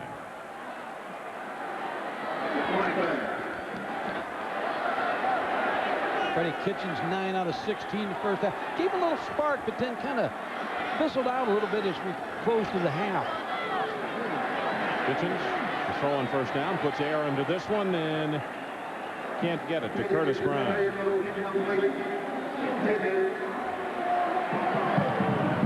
become a second half of throwing the football for Alabama, a team that hasn't thrown the ball well this year. Kind of forces you out of your game plan early when you go down 21-0 in the first quarter, doesn't it? Well, it does, but you can't. It's tough to mix the run with the pass, especially with Peyton Manning sitting on the sideline waiting to come back. You've got to get some big plays and get some big plays out of Malone and Curtis Brown. Well, mix up in the backfield. He was looking for the back on the other side, and Kitchens at least winds up with positive yardage, but it's going to be a 3rd down and 8. Freddie Kitchens just somehow bust on this play. He looked the wrong side to give the draw to Dennis Riddle. Bust from the start of that play. Steve White, Billy Barron on the tackle.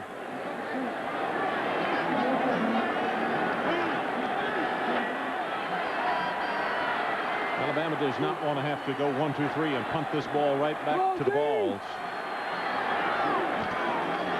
From the shotgun, Kitchens has his man.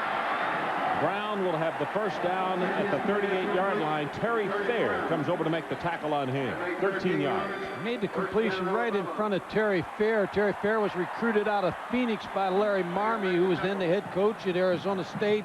Came to Tennessee as a defensive coordinator and knew about Terry, recruited his brother and talked him into coming to the University of Tennessee, and he's played a very good defensive back for Tennessee.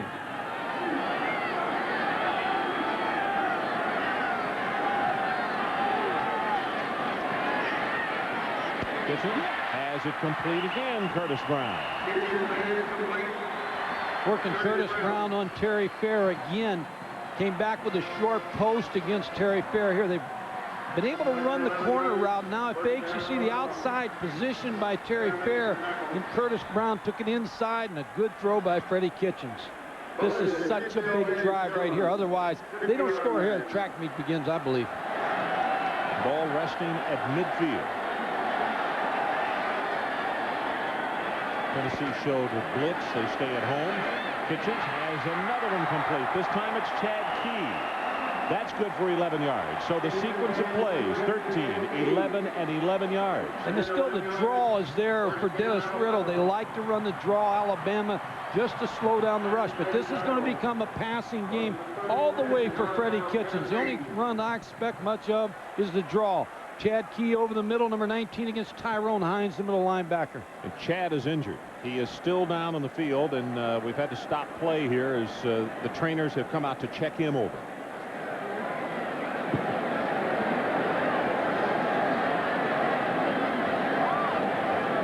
Gene Stallings, I think, has done a nice job this year because of the focus of the program. They've had the NCAA problems. They've got all that pending against him, yet he's been able to take his ball club and worry about the games on the field. There have been an inordinate number of distractions, no question about that. Chad Key, and they're having to help him off the field. He has 4 catches tonight for 1 touchdown, total of 29 yards.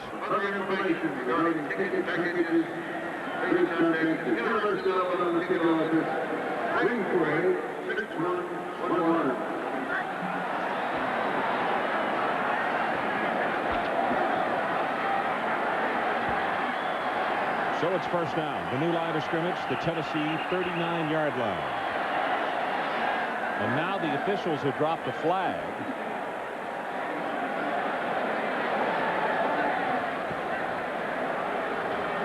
We have a dead ball foul, substitution infraction against the offense, 5-yard penalty, still first down.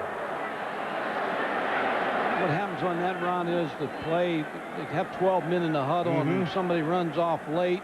And again, penalty problems for Alabama, averaging 9.8 penalties, 10th in the SEC. They 2 weeks ago, they set a new school record. He had 16 2 ball games ago. That'll make your offense struggle. Yeah. Patrick Malone, a good look at him as Kitchens, pressure is on, and Kitchens is going to be sacked, and he went down in an awkward position. I hope the youngster is okay.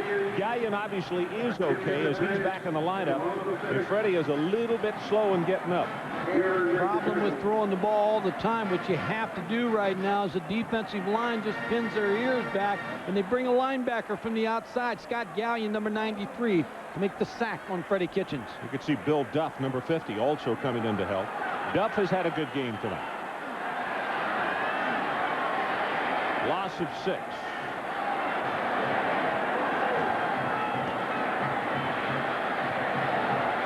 Intercepted by Fair. The young man that Mike was just talking about, and he brings it back to the 43-yard line. Can only hit that corner route so many times, and Terry Fair just played this perfectly, Ron. This is double coverage on Curtis Brown. Terry Fair is right inside of him. Now the safety's deep, and the ball is just thrown right where Terry Fair can intercept it. He just puts a shoulder down and tries to go through Curtis Brown. So Tennessee back on offense.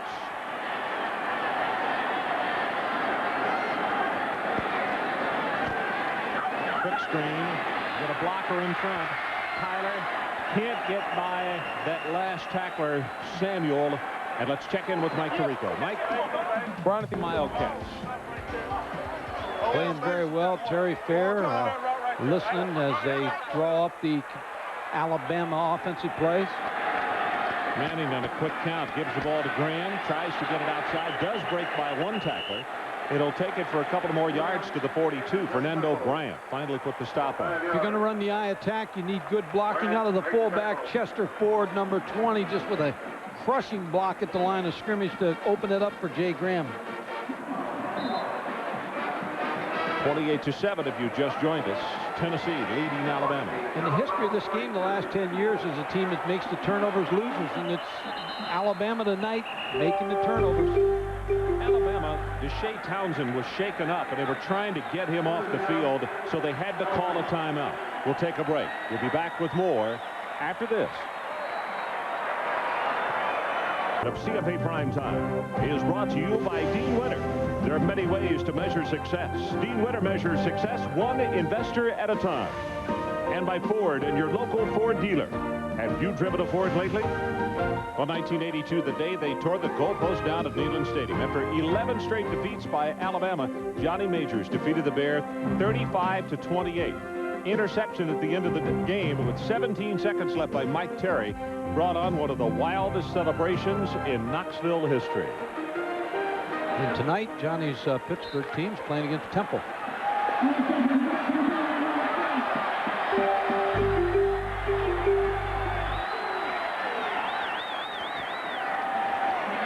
Graham, not much there. Good job of running defense by Alabama. John Walters, number 90, and Chris Hood, 34, are there to put the stop on that, along with Curley down at the bottom of the pile.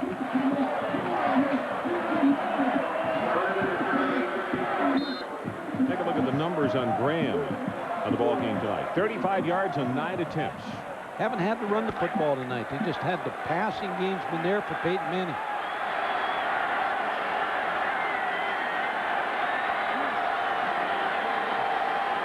Jeff Smith at center. Obviously, Alabama thought they saw something. At least Kelvin Moore sure did, because even if you don't see anything, you still point.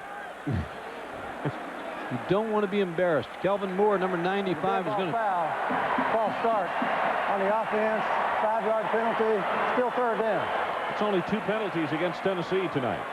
Really didn't see anybody move on that play, but Kelvin Moore must have to make that move that he made. You look at the offensive line, you see a lot of movement there. Kelvin Moore, number 95, got away.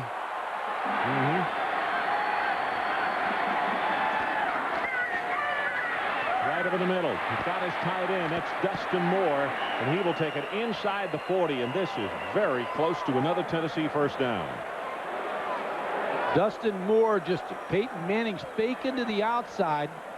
As he gets the snap, he's going to fake like he's throwing outside. Now he finds Dustin Moore over the middle and just a little late delay to the tight end. Real close to that first down marker. Dustin's a freshman, Jonesboro, Georgia, 6'3", 226.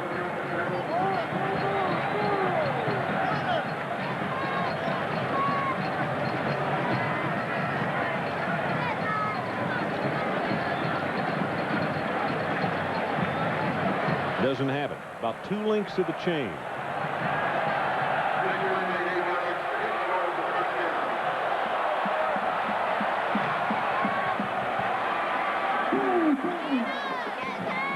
So it's 4th down, and with that short distance to go, Tennessee will go for it, leading 28-7.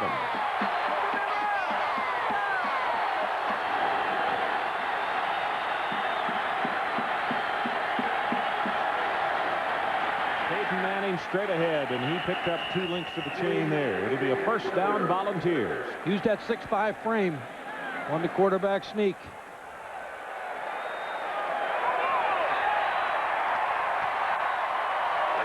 He won't gain as many yards as Archie tonight running the football, but he may surpass the passing. You know, as you mentioned, he has grown taller. He's actually about 6'5.5" now, and we discussed at the Georgia game, I kiddingly said something about his speed, but he's grown so quickly. I think more mobility will come for him as he stops growing so quickly.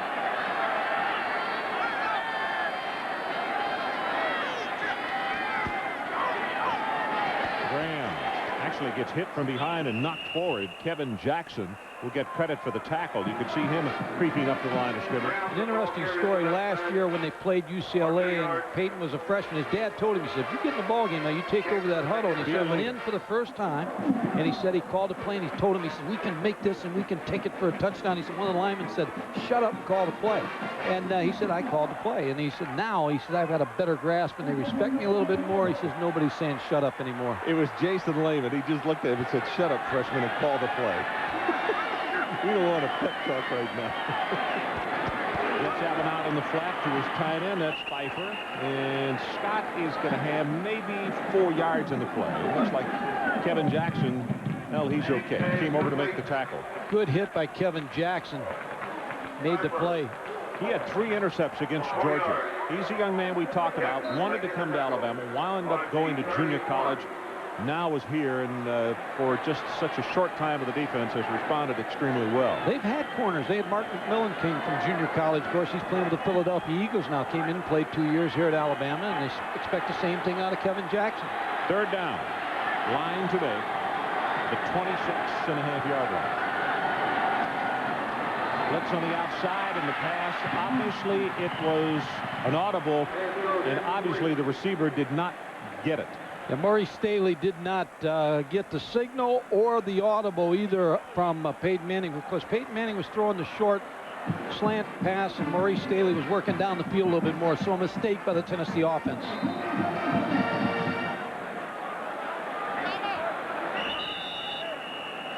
Tennessee might want to think about a field goal here. They're talking that over on the sideline. So as they talk it over, let's take a break. 28-7, Tennessee. We'll be right back.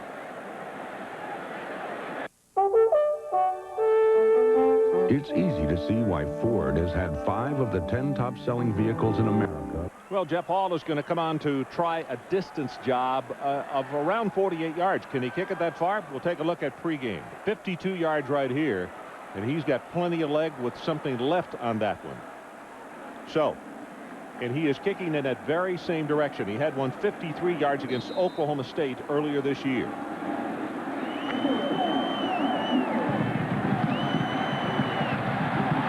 So the ball will be placed down, yep, at the 38-yard line. So it's a 48-yard attempt from that near hash mark.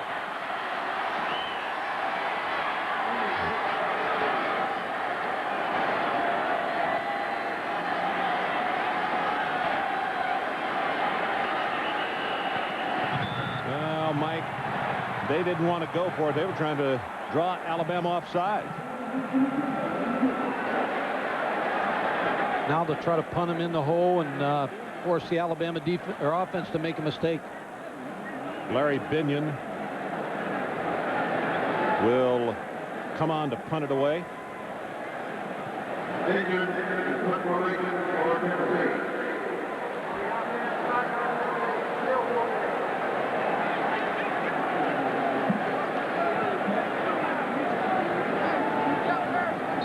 Only the 3rd punt for Tennessee tonight. Alabama did not decline that penalty. They'll have to take that. Better for the punting team, obviously. They got the pressure on, and they cause him to kick it sky high. And Tennessee is all around the ball. Let's see if they can down it. And yes, they're going to. At the 2-yard line. Pillow is the man who touches it down. Catch NFL game day. 7:45 left to play, 3rd quarter. Legion Field in Birmingham, Alabama.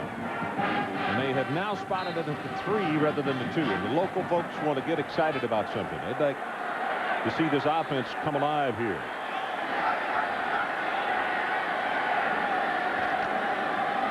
Pitching from his own end zone. Going to go on top. And he's looking for Malone. And now here comes a flag. I think this is going to be on Alabama, on Todrick Malone.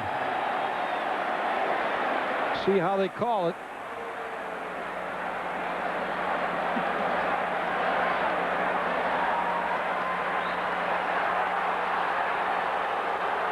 But Todrick Malone used his hands on this play against Terry Fair. Todrick Malone just stretches out his hands and pushes Terry Fair. Again, that same route where you only have really one receiver out, tailback's the safety valve. See Todrick Malone use his hands against Terry Fair. See him running Now he pushes him. Yeah, hands both ways there. Terry Fair had his hands all over Todrick Malone, too. Also lost a shoe. He stepped on his heel. Pass interference against the offense. Penalized half the distance to the goal from the previous spot. Still first in.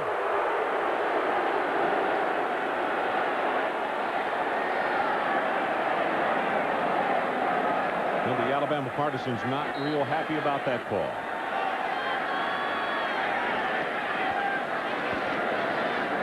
Sism will take it out in the vicinity of the 5-yard line. Tennessee defense tonight has made some plays. They've been able to stay in pretty good position and make Alabama work the field, make some mistakes. Pretty good plan by John Chavis. Jesse Sanders, number 22. He's been nicked a little bit. Back in the lineup. You see, has that Darth Vader look with that dark-colored screen over his headgear. Kitchens is running back Riddle short of the first down. They're going to give him the 13-yard line.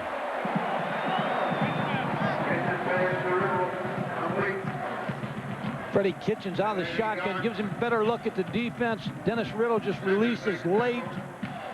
Jesse Sanders on the play, and as you said, real close to the first down marker. Need a yard yet. So it's third down. A good decision by Phil Fulmer going back to punting the football and forcing Alabama out of their own end zone.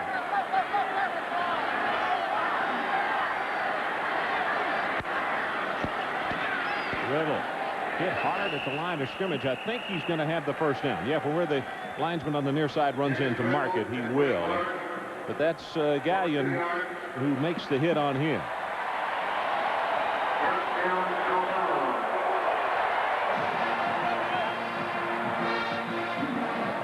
Good surge by the Tennessee defense. Good block by Ed Sissom. Dennis Riddle just picks up the first down.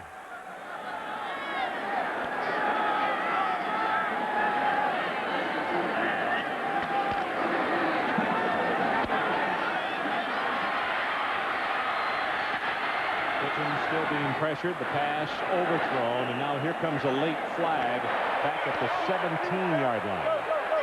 They have a lineman downfield. It may be the call where that's thrown, or holding, of course, for the umpire. Or was he beyond the line when he threw it, Mike? No, I think a lineman got downfield. Sure was. See the frustration in Gene Stallings.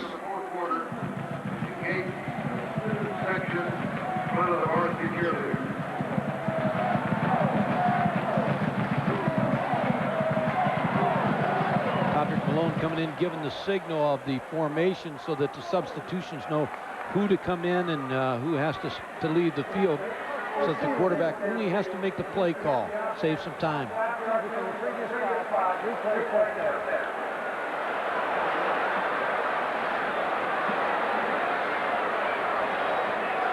Leonard Little, number 1, sophomore out of Asheville, North Carolina. He was not up to speed last week. He had to have a tooth pulled. He was not 100% against Arkansas. There's Malone. He is split out to the right. Kitchens. Going to be hit, and he'll be sacked at the 5-yard line. Billy Barron is the man who'll get credit for it. And there's a flag down on the far side of the field. Looked like Jonathan Brown there used his legs and maybe leg kicked Freddie Kitchens. Number 91's coming in from the backside against screen. Number 63 was able to use his feet kick, which is not legal, and Freddie Kitchens started to fall to the ground. Yeah, here it comes right there. He just tripped him.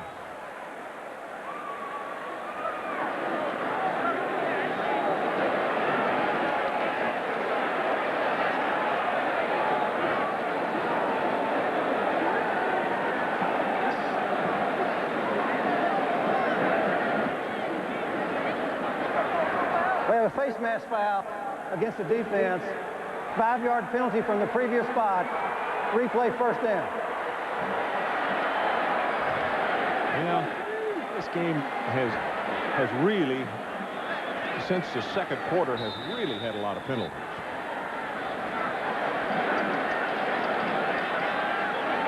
28-7 with just about to go under 6 minutes left in the third quarter.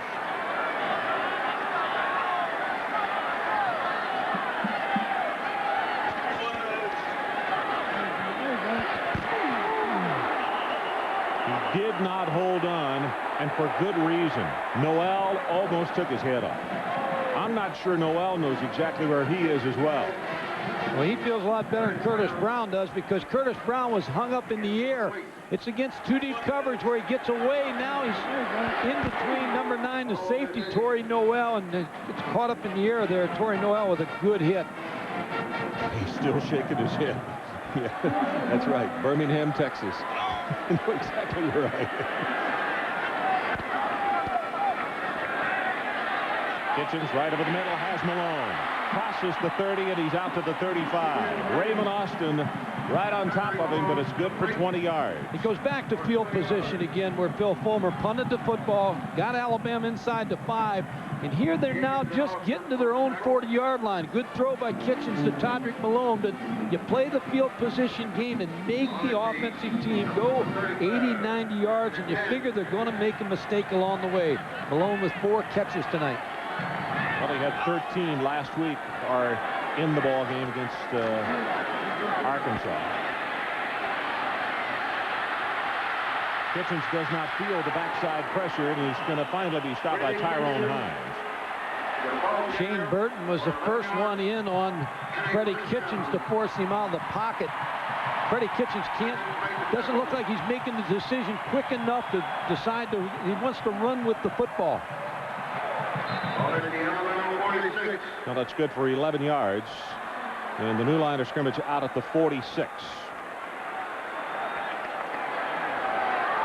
Alabama's decision tonight to go with Freddie Kitchens probably elevates him to the starting quarterback position. He's played, looks like he's hurt. So let's take a timeout. 5:03 left in the third quarter. We'll be right back.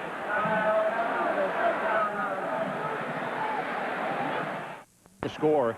Alabama was trying to get an injury timeout, Mike. Because the right contact of Kitchens came out. They have just replaced it over on the sideline. Also checking into the ball game as you watch him making the change of contact lens. Montoya Madden, number 21, comes into the backfield for the Crimson Tide. Pass is complete. Just short of the 40-yard line. It's Curtis Brown, and Terry Fair makes the tackle on him. Pretty good coverage by Terry Fair. He's right on top of Curtis Brown, but a good strike by Freddie Kitchens. Had a lot on that football. Marcel West, the junior out of Niceville, Florida, comes into the lineup. That was a gain of 12 in that last play. Phil Fulmer's ball club jumped out on top 21-0 in the first quarter.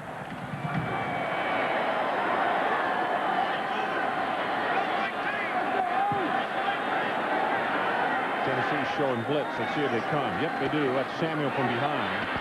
Montoya Madden got to be hit and dropped for a loss. Little along with Gallion. Well, that was a option play from the start, and there really wasn't any concern about Freddie Kitchens carrying this football. Leonard Little will start down. Now he reads the option. Now look at his ability to accelerate, come out and make the play on Madden. Sanders, number 22. You could see him coming off the corner, but they took it away from him. And it is a loss of 2. Little going to get a breather for a moment.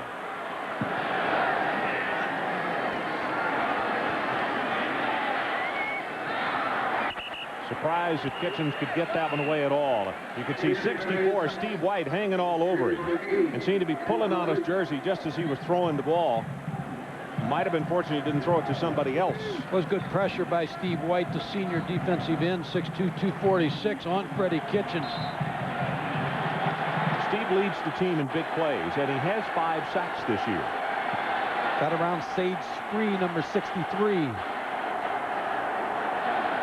Third down. The line to make the Tennessee 33.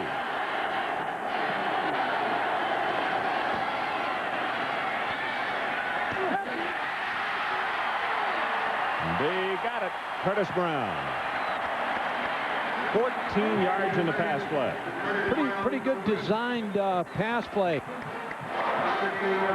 What Alabama used Dennis Riddle, number 29, to come out of the backfield and really opened it up. He was able to come out. You see number 29 come out. He brought the linebacker with him, and it opened Curtis Brown inside. There's just nobody there.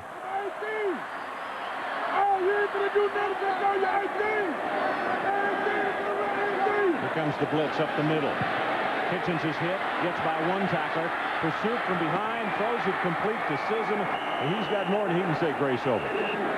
Let's go to Mike Tirico. Mike. Did it at the 8-yard line and was able to kind of keep him at bay with that jab.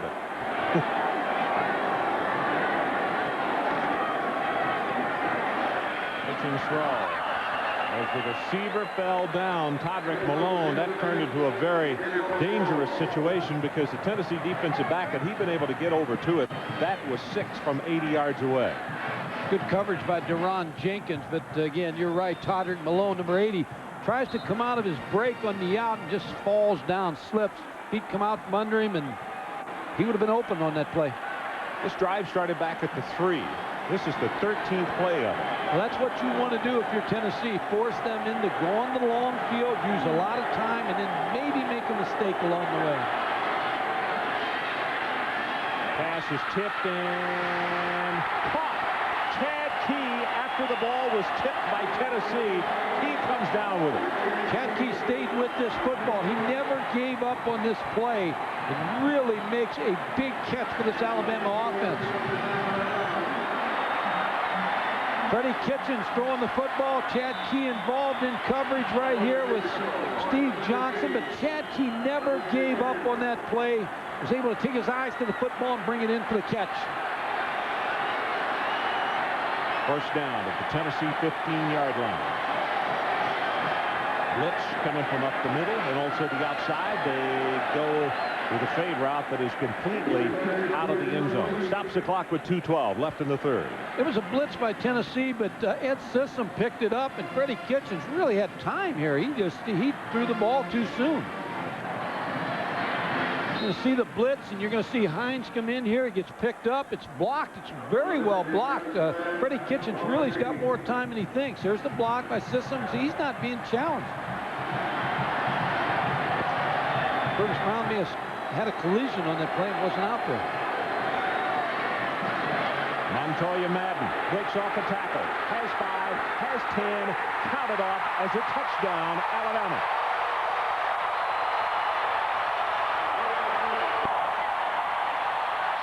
That's a 15-play drive, 97 yards for the touchdown.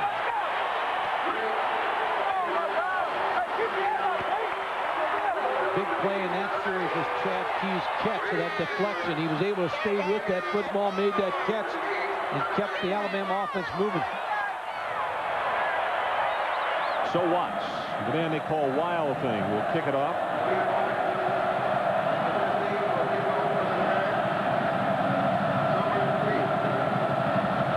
Summers, the deep man for Tennessee.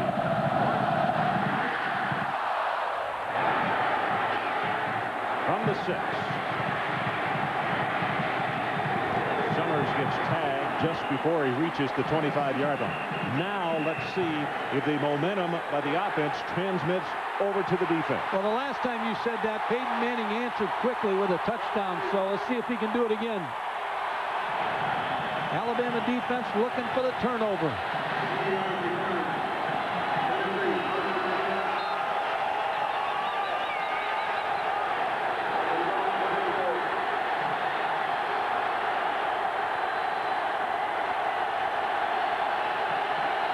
Here comes that corner blitz. They go with the running play. Graham for 5, 10, breaks it off, and he's open. This is the best way to quiet 80,000 of your close or not close friends. Touchdown, Tennessee. It's 75 yards. And when you see a play like that happen into the short side of the field, usually you're going to find a receiver with a good block, and Joey Kent made that block on that play for Jay Graham.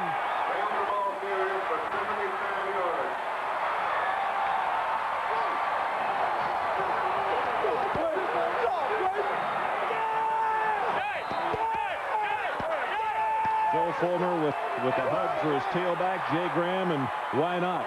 Alabama was showing signs of getting back into this football game, and boy, did Tennessee have a quick answer.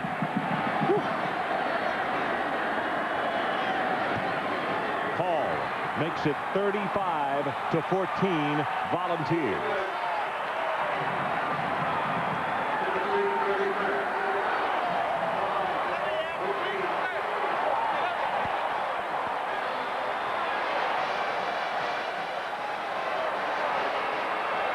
One back offense, give to Jay Graham. He bounces it outside.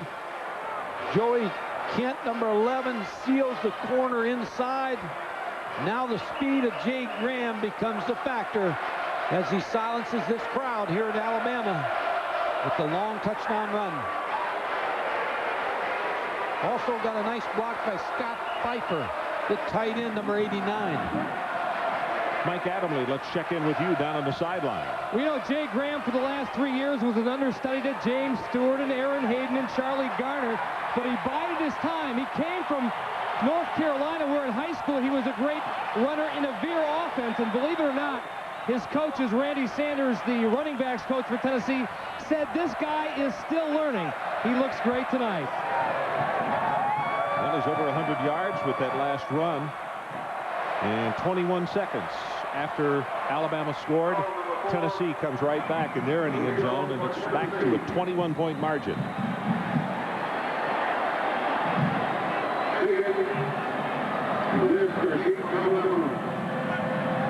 Jeff Hall, the freshman out of Winchester, Tennessee.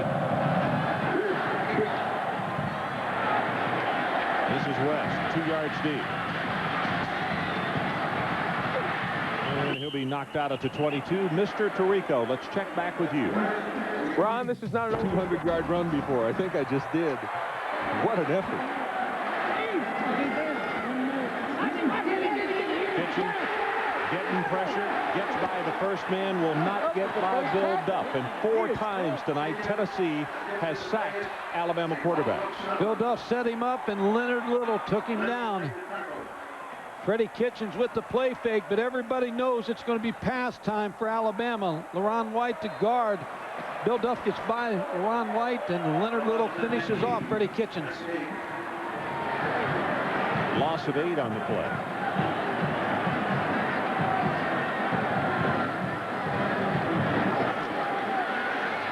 Kitchens almost intercepted, couldn't hold on to it. That's Terry Fair, almost got his second pick of the night. Played the route of Curtis Brown here. For some reason, he sat right on this route. He did not move off the curl.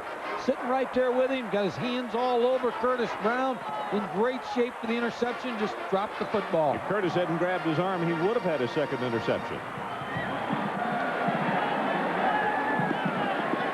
I know they're jumping around and giving some different looks defensively, but to me the biggest difference between the Tennessee defense that we saw against Georgia and the one we're seeing tonight is so much more push, so much more pressure by the front people. Well, they're making you work the field too. They're not giving anything easy to Alabama.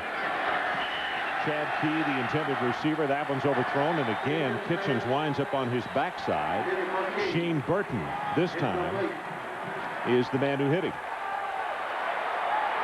ESPN is your home for college football again next Saturday at 11:30. We get things going on Hayden Stockton, standing back in the 1. Summers, the deep man for Tennessee.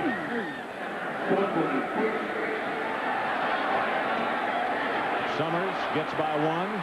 Will not get by the second Crimson Tide player, but he'll take it across midfield. That's 43 yards on the kick. Summers returns to 11 yards.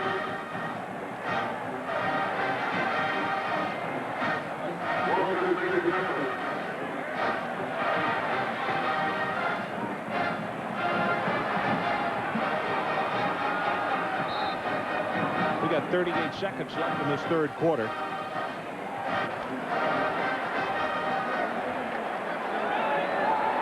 Peyton Manning had 253 yards in the first half. Checking to see what he's got now. That's a lateral. That ball can be thrown again. It is, and it is caught at the 18-yard line by Kyler. Oh, that was set up perfect. Greg Kyler with a great catch because Deshae Thompson got beat early but was able to come back and try to make that play. Nash is going to just step. There's the move by Kyler, number 80. Thompson on him, recovers. Good concentration by Greg Kyler. It's good for 28 yards. It goes to the 19.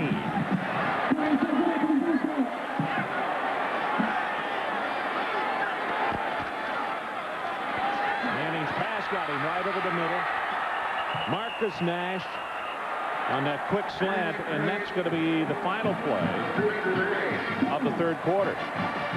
Clock stops because of the chain moved, and then they'll whistle it back in. Tennessee does not have to hurry at all because now it's running 3 seconds and down to 2. That's the end of the third quarter with the score. Tennessee 35, Alabama 14.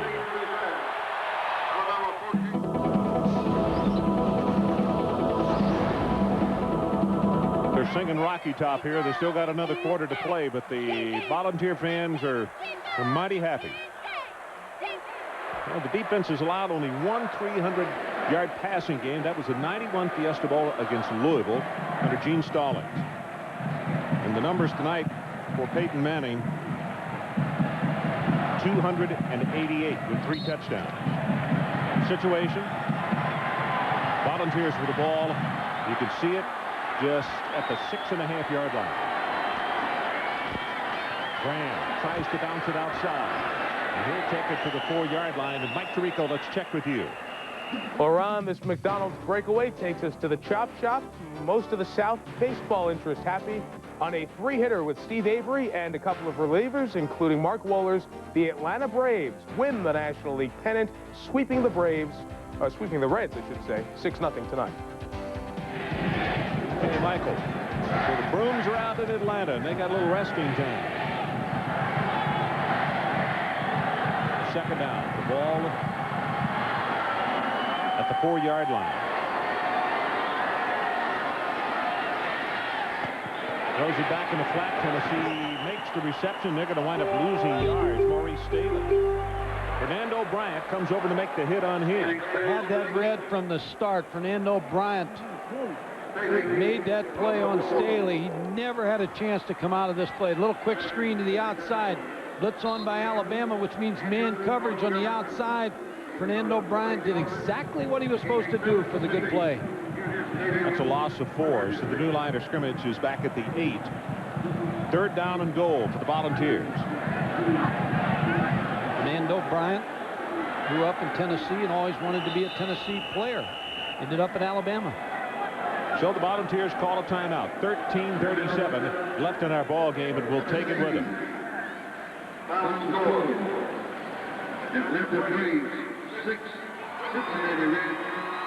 This presentation of CFA Primetime is brought to you by Chrysler Plymouth at Alabama. And the Tennessee Volunteers right now looking at a 3rd down and goal. And the ball is at the 8.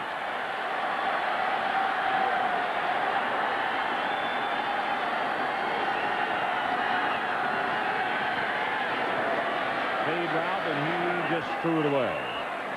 Stanley is the man, or Staley, I should say, is the man that he wanted. And it looks as though he saw good coverage everywhere, just threw it away. So they're going to bring in Jeff Hall to attempt the field goal. Good decision by Peyton Manning because Brad Ford had that play right from the start. He knew it was going to be a fade. He never allowed Maurice Staley to get in any kind of position to be to catch the ball. 10 of 13. This attempt is going to come from the left hash mark, and it'll go down at the 15, so a 25-yard attempt. Has a good one, and he sails it home. So let's take a timeout. Our new score, Tennessee 38 and Alabama 14.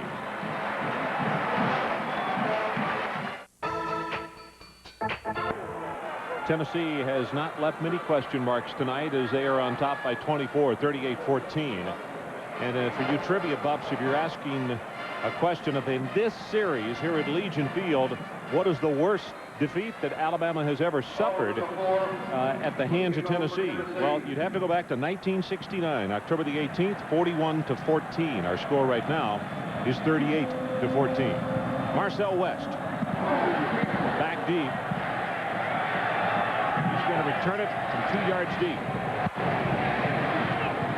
And he shoved out of bounds. Mike Adamle, let's check with you. Well, as you guys mentioned, most college fans are aware of the sanctions hanging over the University of Alabama's football program pending appeal.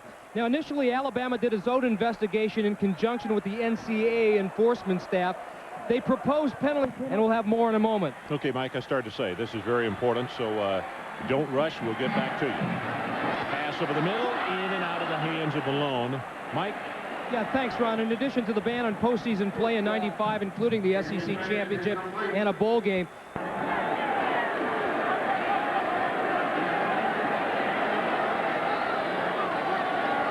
Second down and 10. Kitchens from that shotgun right over the middle. Ball tip. This is interceptable, and yes, it is. It's Deron Jenkins.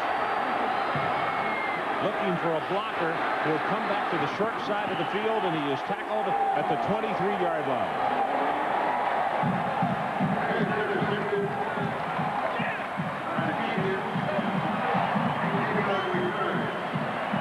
Look at those turnovers again. Alabama with 4 tonight. The big difference. But going back to the sanctions, Ron, first of all, wasn't recruiting violations on Alabama. It was an agent situation with Antonio Langham. And then the university and the infractions committee, or the NCAA enforcement group, got together in what's called a summary disposition. And they both agreed that there'd be just 4 scholarships. That would be the penalty. But then when it went in front of the infractions committee, they hit them a little bit hard. And Ron, I'll tell you what, my own personal opinion, it's wrong what they did. They added too much to them, and the appeal process is going to take place November 16th, and it really would be nice if they'd give Alabama back and give them some things back, and because I think the penalty does not match what they did. We'll go back to Mike Adamle in just a moment. You know, the interesting thing about that date also, that's 2 days before the Auburn game, isn't it? It's terrible timing because of that ball game, but this thing takes on so long. You endure so long with this process that they have. Mike, if they win the appeal, they could still be eligible. There'll be a bowl game. They may lose the 3rd year of probation. A lot of things are possible. Manning's pass complete at the 21. Mike Adamle? Well, Joe Buffington is a former NCAA enforcement officer official, now an attorney here in Alabama. Joe, first of all, what is the status of the appeal? Well, last month, the university announced that it had, to the media, that it had filed a written response to the appeal process. And the next thing that will happen is the Committee on Infractions will now have 30 days to file its response to show why it made its findings and the support of those findings. In your opinion, in all honesty, does the university have any grounds to stand on? Well, that's a tough question. Of course, each case is decided on its own merits. However, I will say that when Alabama announced the reasons for its appeal, it sounded like they had some meritorious arguments, and I think they'll make a very reasoned argument that the penalties were excessive. Okay, Joe, thanks so very much for joining us. And again, the appeal on November 16th. Gentlemen? Okay, by the way, on that last pass play, Peyton Manning now over 300 yards. First person since Brett Favre against the Gene Stallings team to do that. Graham hit and tackled at the line of scrimmage. Kevin Jackson is the man who caught him to the ankles. Trying to put a period on this NCAA thing. With the summary disposition, by allowing the school and the NCAA Infractions Committee to decide that, what happened to Alabama is going to question. There's going to be a lot of people questioning even if they ever want to do that again, because Alabama got hit hard. Not as hard as Ole Miss down the road here, but Alabama, I mean, it's really ridiculous, the penalty they put on it.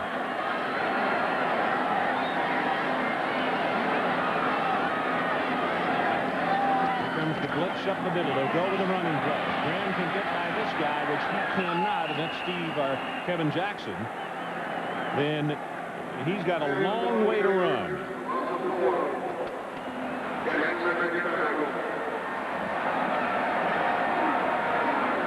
Clock running.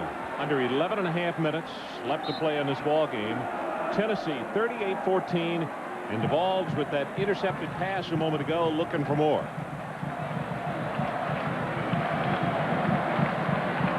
Philip Fulmer is just over 11 minutes away from getting off the snide. A lot of years of frustration.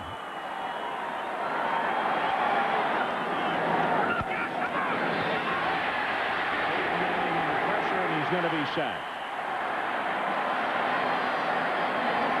Second sack by Alabama tonight, and Van Botten will be credited with the sack. We talked about Peyton Manning off the top of what a great quarterback he is. And Brandon Stewart was at the same school last year, and he's at Texas A&M now, transferred. And I think he's going to be another great quarterback that comes along. He's going to play for R.C. Slocum down there. But he had two outstanding freshmen there, and they tried to play both of them. And Brandon Stewart decided to leave, go to A&M. And, of course, Peyton Manning is the beneficiary of that decision because he gets all the time now. Field goal attempt. This one will come from the 27-yard line, so a 37-yard attempt. Plenty of distance on this one, and Hall is perfect.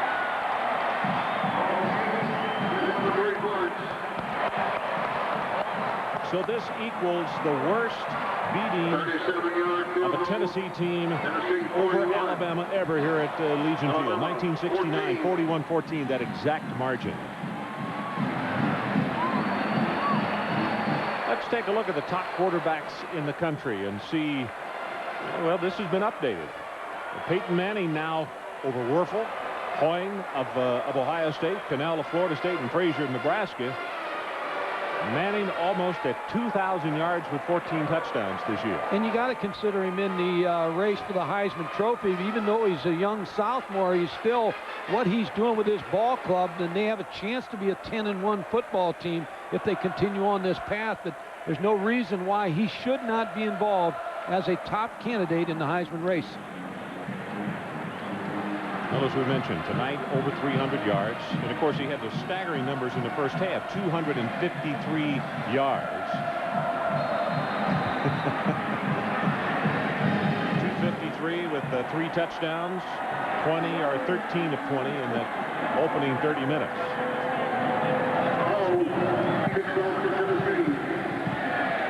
Marcel West, will he return it? They say no, don't do it. So Mike Tirico gives us an opportunity to check back with you. All right.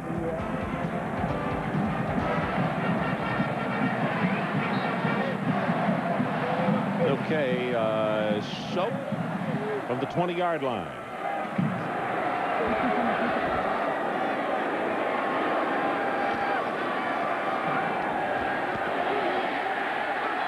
Sacked back inside the 15-yard line, and that's 5 times that they've gotten to Kitchens tonight. Without any threat of a running game, it's just to pin your ears back and rush the quarterback for the Tennessee defensive front. Shane Burton, number 84, with good pressure. By the way, our primetime family would like to congratulate our associate producer, Josh Hoffman, who will be getting married this time next weekend to Carrie McGuigan. Best wishes, Josh. Going to miss you the next 2 weeks.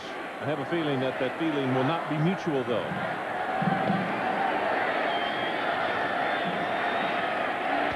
Kitchens hit from behind, and he is sacked for now a half dozen times.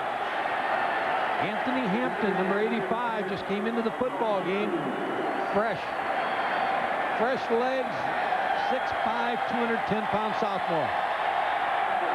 And this is all happening down at the end of the stadium that is covered in orange, where the Tennessee folks have got their tickets, and they're loving it. It's like a private show right in front of them.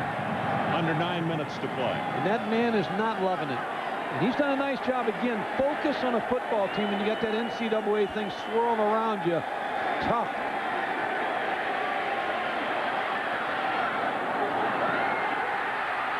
Kitchens had it sailed on him, and Austin will make the interception. His knee was on the ground, but it's Tennessee football. 5 turnovers. Now let's go back to what we talked about off the top of the telecast, Mike. We had said that in that 9-year period when Tennessee was 0-8-1, that they had turned the ball over 30 times. Alabama only 8. Tonight we have had a complete reversal. And I'll tell you the reason for that. Peyton Manning, he put the pressure on Alabama's offense, made him come out and play the same type of game that Tennessee wanted him to play, the fast-paced ball game. Alabama not capable of that tonight.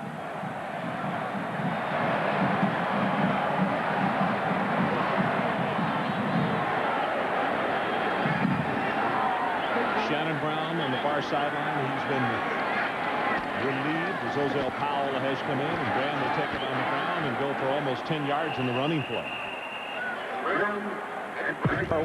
Do you have an idea that our friend Dick Vitale, do you think maybe his heart's pumping a little bit because the Hoopsters are about to get it teed up and going? He's probably hoping that no one makes that shot again, so it costs him a couple $100.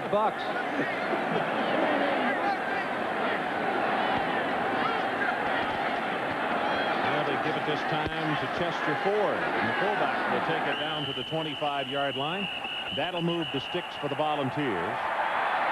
They credit this offensive line of Tennessee tonight because they played against a very good defensive front of Alabama. Mike, talk about the changes that were made and the reason that they made those changes, putting Miller from center to guard and Lehman in from tackle to guard. Well, they moved Lehman from tackle to guard and switched to center and guard because when you play mostly 4-3 teams, everybody's putting their big tackles on your guards.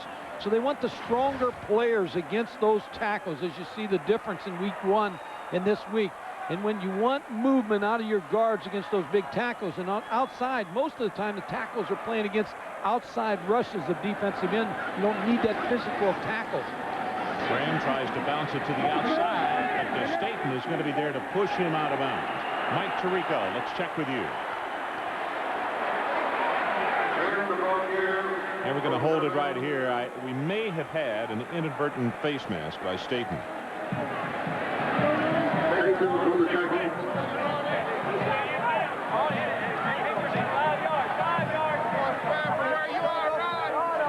After the game, ladies and gentlemen, we ask you to please not vote for playing.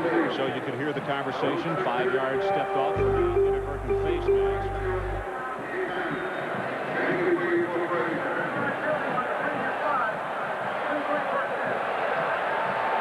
A reminder that every 10, 30, and 50 minutes after the hour, ESPN updates you on all the scores in the world of sports, including the top 25 in college football.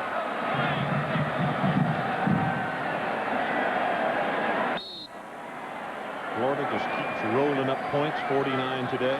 Nebraska, 57 points. Florida good on offense today and special teams. Ron Zook, of course, runs the special teams down there. They get the big kickoff return, momentum changer. Graham. Good pursuit by that Alabama defense, and he's going to be dropped down for a loss. Tennessee, of course, trying to run wide plays, anything they can just to consume time, holding on to the football and run the clock down. We're about to go under 7. And for Philip Fulmer, we showed you the graphic off the top of the telecast against Alabama and Florida, 0-4-1. Now, that first number is about to change. It's about to go to 1-4-1. Said he was in Jackson Hole, Wyoming with his family this summer. Ran into a guy who was a UT fan. And the guy couldn't ask quickly enough, when are you going to beat Alabama and Florida? And he said, here I am on vacation. Graham tries to bounce it to the outside. He'll be stopped at the 23. A fan that obviously watches and reads our graphics.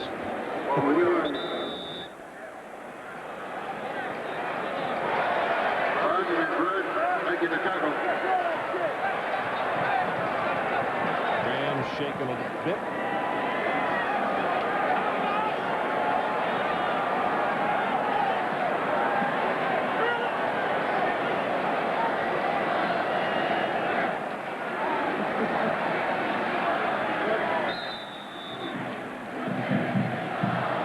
Mike, let me ask you the question here. They're really trying to run it down, but at this juncture with the 41-14 ball game, I mean, Graham has just gone to the sideline and got a little nick, and they're not deep at tailback. Why do you have Peyton No, I'd there? get him out of the ball game. I'd bring him out so that fans could cheer him and get him as close to me as I could find him. Do not want him to get hurt in this ball game. So let's take a break. 6:10 left in our ball game. 41-14 balls. You know, talk about a bad hair day. And I have a feeling that the celebration that has started, a lot of people are going to feel like his hair in the morning in that Tennessee crowd. Jay Graham, 17 carries, 114 yards, and a touchdown. So now Tennessee with the Ford and Lane, 2 fullbacks in the game. And they're going to run a little reverse here with the end. That's Dustin Moore. And Dustin is able to stay inbounds, so the clock will continue to run, and we go under 6 minutes. Pretty good athlete, Dustin Moore, 86. Played him a little bit versus Arkansas. Showed him a lot of things in the Y around, the tight end around, caught the ball. Good fake. Peyton Manning faking a toss, and here's the good athlete, Dustin Moore, coming around the corner. That's Staten holding on to him, trying to wrestle him down. Dustin's only a freshman.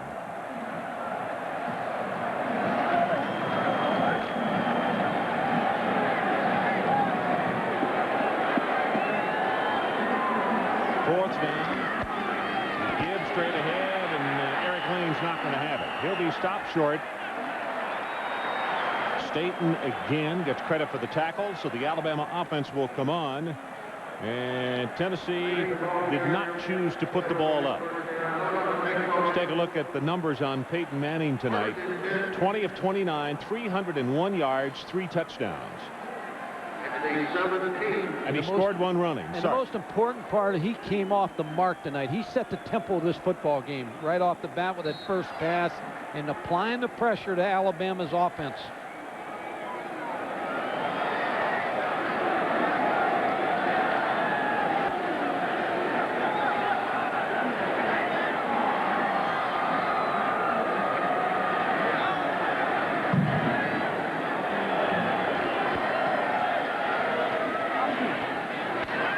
Throws it complete. Peyton Manning for the night versus man-to-man in zone. He was equally effective. 88 yards man-to-man zone. Right in that target, 214 yards. 10 of 11.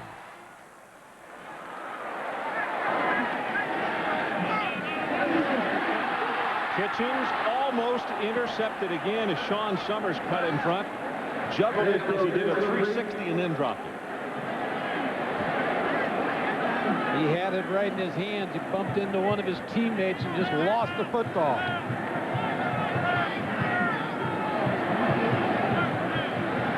We're looking at the best quarterback in the country, I believe, right here. College football, Peyton Manning. You think so, huh? I don't think there's much doubt.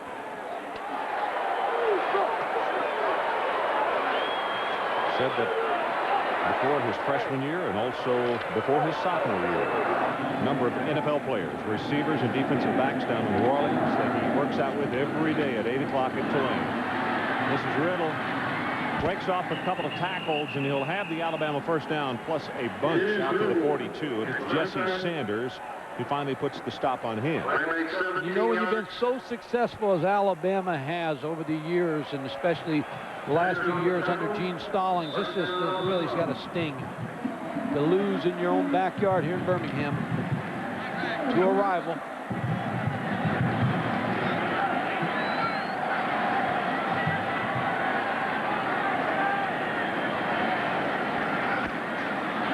Kitchens sets out in the flat. That's where you could see the flag come in, and it looked as though that was thrown by the umpire. Flag down.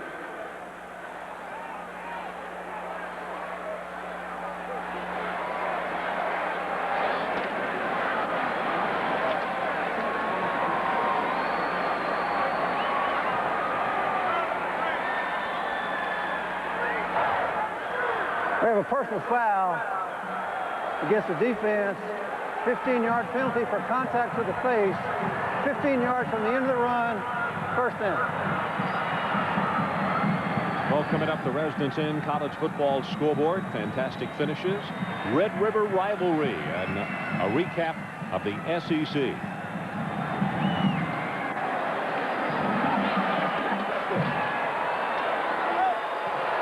Leonard Little with a big night here defensively for the Tennessee defense. He doesn't want to miss a play of this. He's standing up on that bench, getting a closer look as his club is equaling the worst whipping that they've ever handed Alabama here at Legion Field.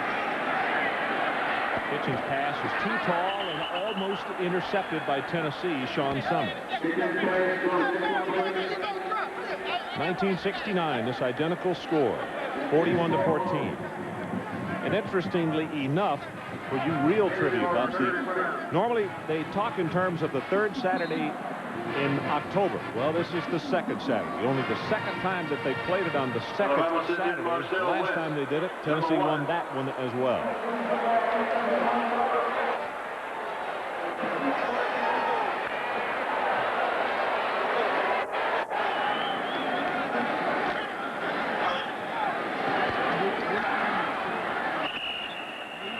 Riddle's the man he wanted. That'll stop the clock. 4 minutes even left in the ball game.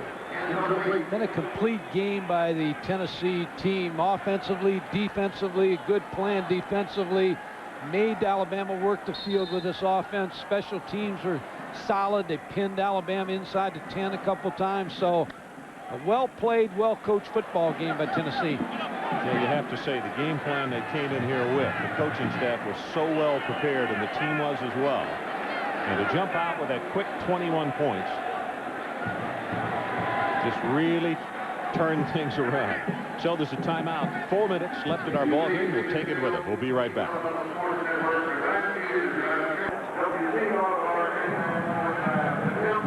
So we're back. The officials did not hold them, and there was an incomplete pass thrown, so it's 4th down, Alabama. Line of scrimmage, the 36.5-yard line. They need to take it down to the 26. They want to keep this thing going. Bergdorf started the ball game tonight. Freddie Kitchens came on replacing him in that first quarter. Gave him a little bit of a spark, but there's just been too much Tennessee. Tipped again and almost intercepted. Deron Jenkins almost came away with the football. Chad Key, the intended receiver, and the ball will go over to Tennessee.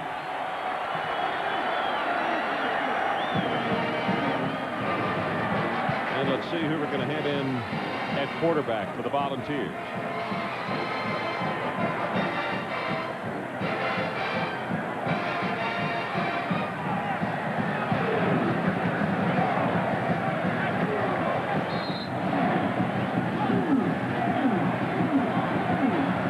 That's Manning coming back out.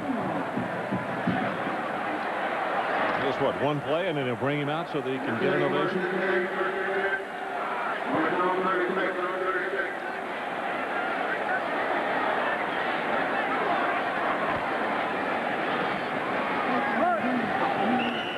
Mark Levine gets the carry, takes it out to the 40-yard line. Lamont Floyd there defensively.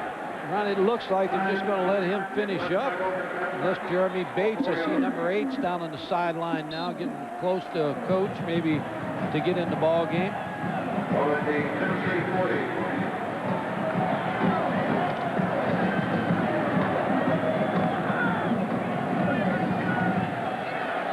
All he's going to do is probably hand off.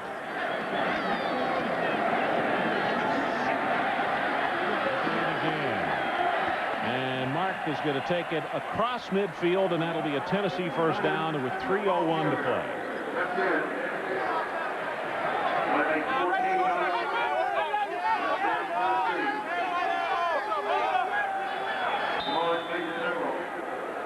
That was a gain of 14 yards in that last play.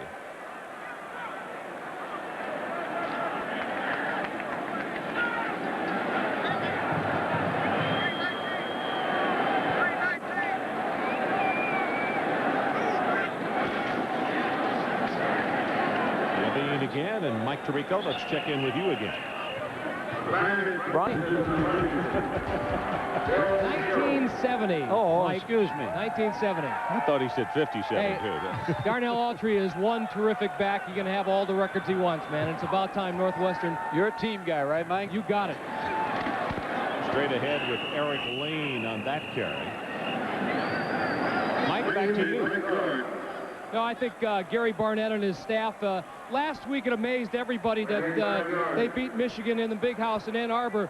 Everybody, that is, except their team. They've been expecting this to happen for the last 4 years. They finally now have the talent where they can play on par with the other teams in the Big Ten Conference. I think this isn't really all that unexpected, and it would be a wonderful, wonderful story if they don't get to the Rose Bowl, then at least some kind of bowl. It'd be the first time since 1949. Amen. Well, just like in basketball, Manning was brought off so that he would be on the field and the crowd would recognize the fact that he was being taken out of the ball game. And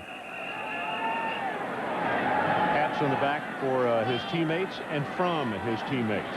They'll listen to him in the huddle all the rest of this year and the rest of the years. Well, tonight's Visa Players of the Game from Tennessee, Peyton Manning. His numbers 301 yards, 3 touchdowns, and he scored 1 rushing. From Alabama, Todrick Malone. As part of their continuing effort to further the development of amateur athletics, Visa is proud to donate $1,000 to each of these universities and $1,000 to the U.S. Olympic team on behalf of these athletes.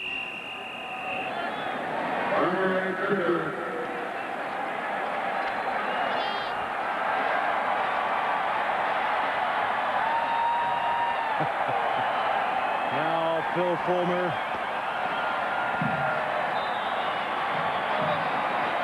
gets a Gatorade bath and is just enjoying every chilling moment right now. First time that he's gotten a win over either Alabama or Florida, and you can see the smile about to creep through there. And this will equal the worst defeat here at Legion Field, as Bates will take the ball in the option play and be hit and stopped at the 32-yard line.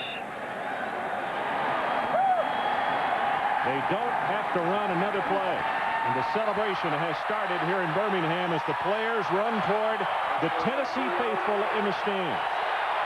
Peyton Manning with a truly outstanding performance. And that is the end of our ball game. With the final score, Tennessee 41 and Alabama 14. For Mike Godfrey and Mike Adamle, Ron Franklin saying so long from Birmingham. And now the Residence Inn College Football Scoreboard with Mike Tirico. Mike? Okay, Ron, we'll see you guys next week for Kansas, Oklahoma. Big win for Tennessee as they now stay 1 game behind Florida in the SEC. As good a day and night as Peyton Manning had, he was not the best statistic quarterback in the SEC. We will talk about that and much more as we work towards the bottom of the hour, 11:30 Eastern, and the Residence Inn College Football Scoreboard, then SportsCenter, then Midnight Madness. So a big night still ahead. Don't go away. We'll take you back to Birmingham, where Tennessee beat Alabama 41-14.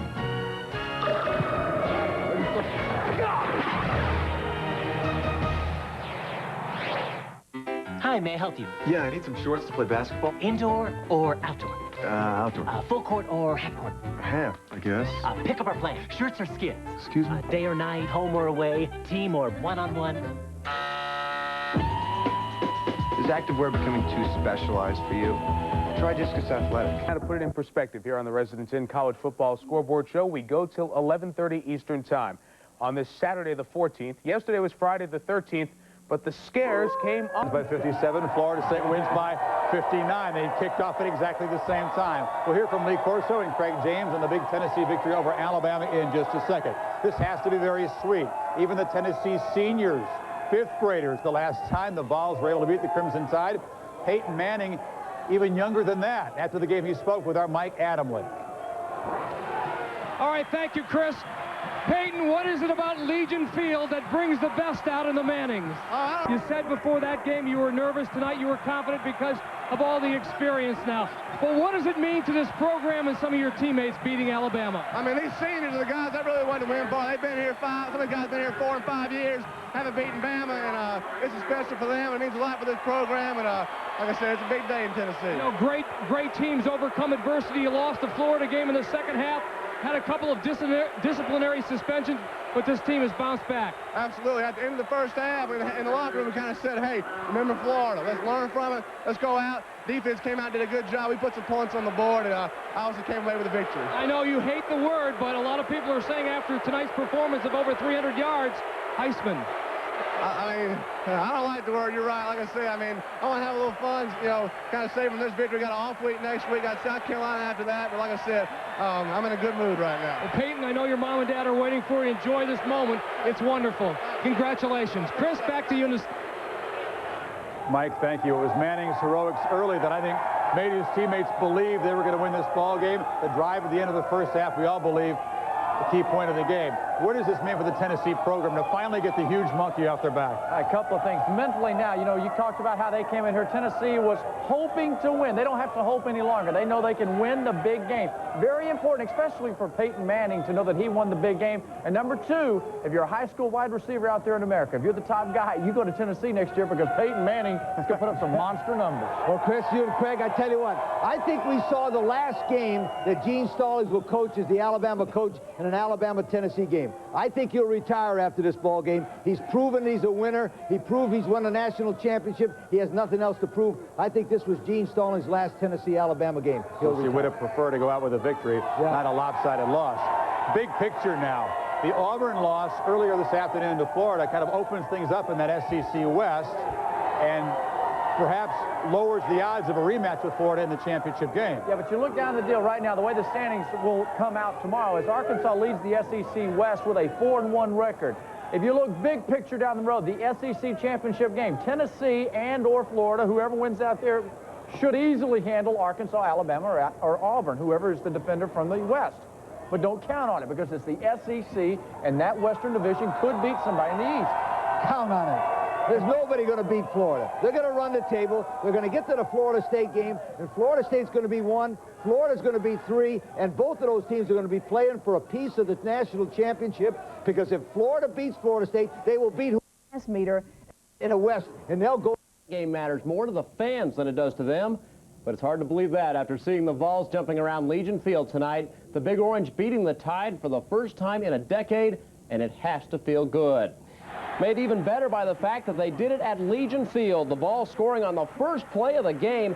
Joey Kent taking Peyton Manning's pass and going the distance. He goes 80 yards before anyone could get in their seats. It was 7-0. The defense manhandling the Bama attack, forcing 5 turnovers. It all adds up to a 41-14 victory for the guys in orange and white. And we'll have complete... This college football scoreboard is presented by Residence Inn by Marriott, the next best thing to home. Talking about some other games tonight. USC, for the second straight week, efficient. Didn't make mistakes. They didn't have a big killer instinct against Washington State either. I had them ranked in the top 5 this morning on our game day show because of their defense. I thought their defense was smash mouth. They held them down to 43 yards rushing. Offensively, the thing I like about USC is the fact that they don't rely on any one given player. Gators is great, but they also have other players, and their 2-quarterback system is working out really nicely.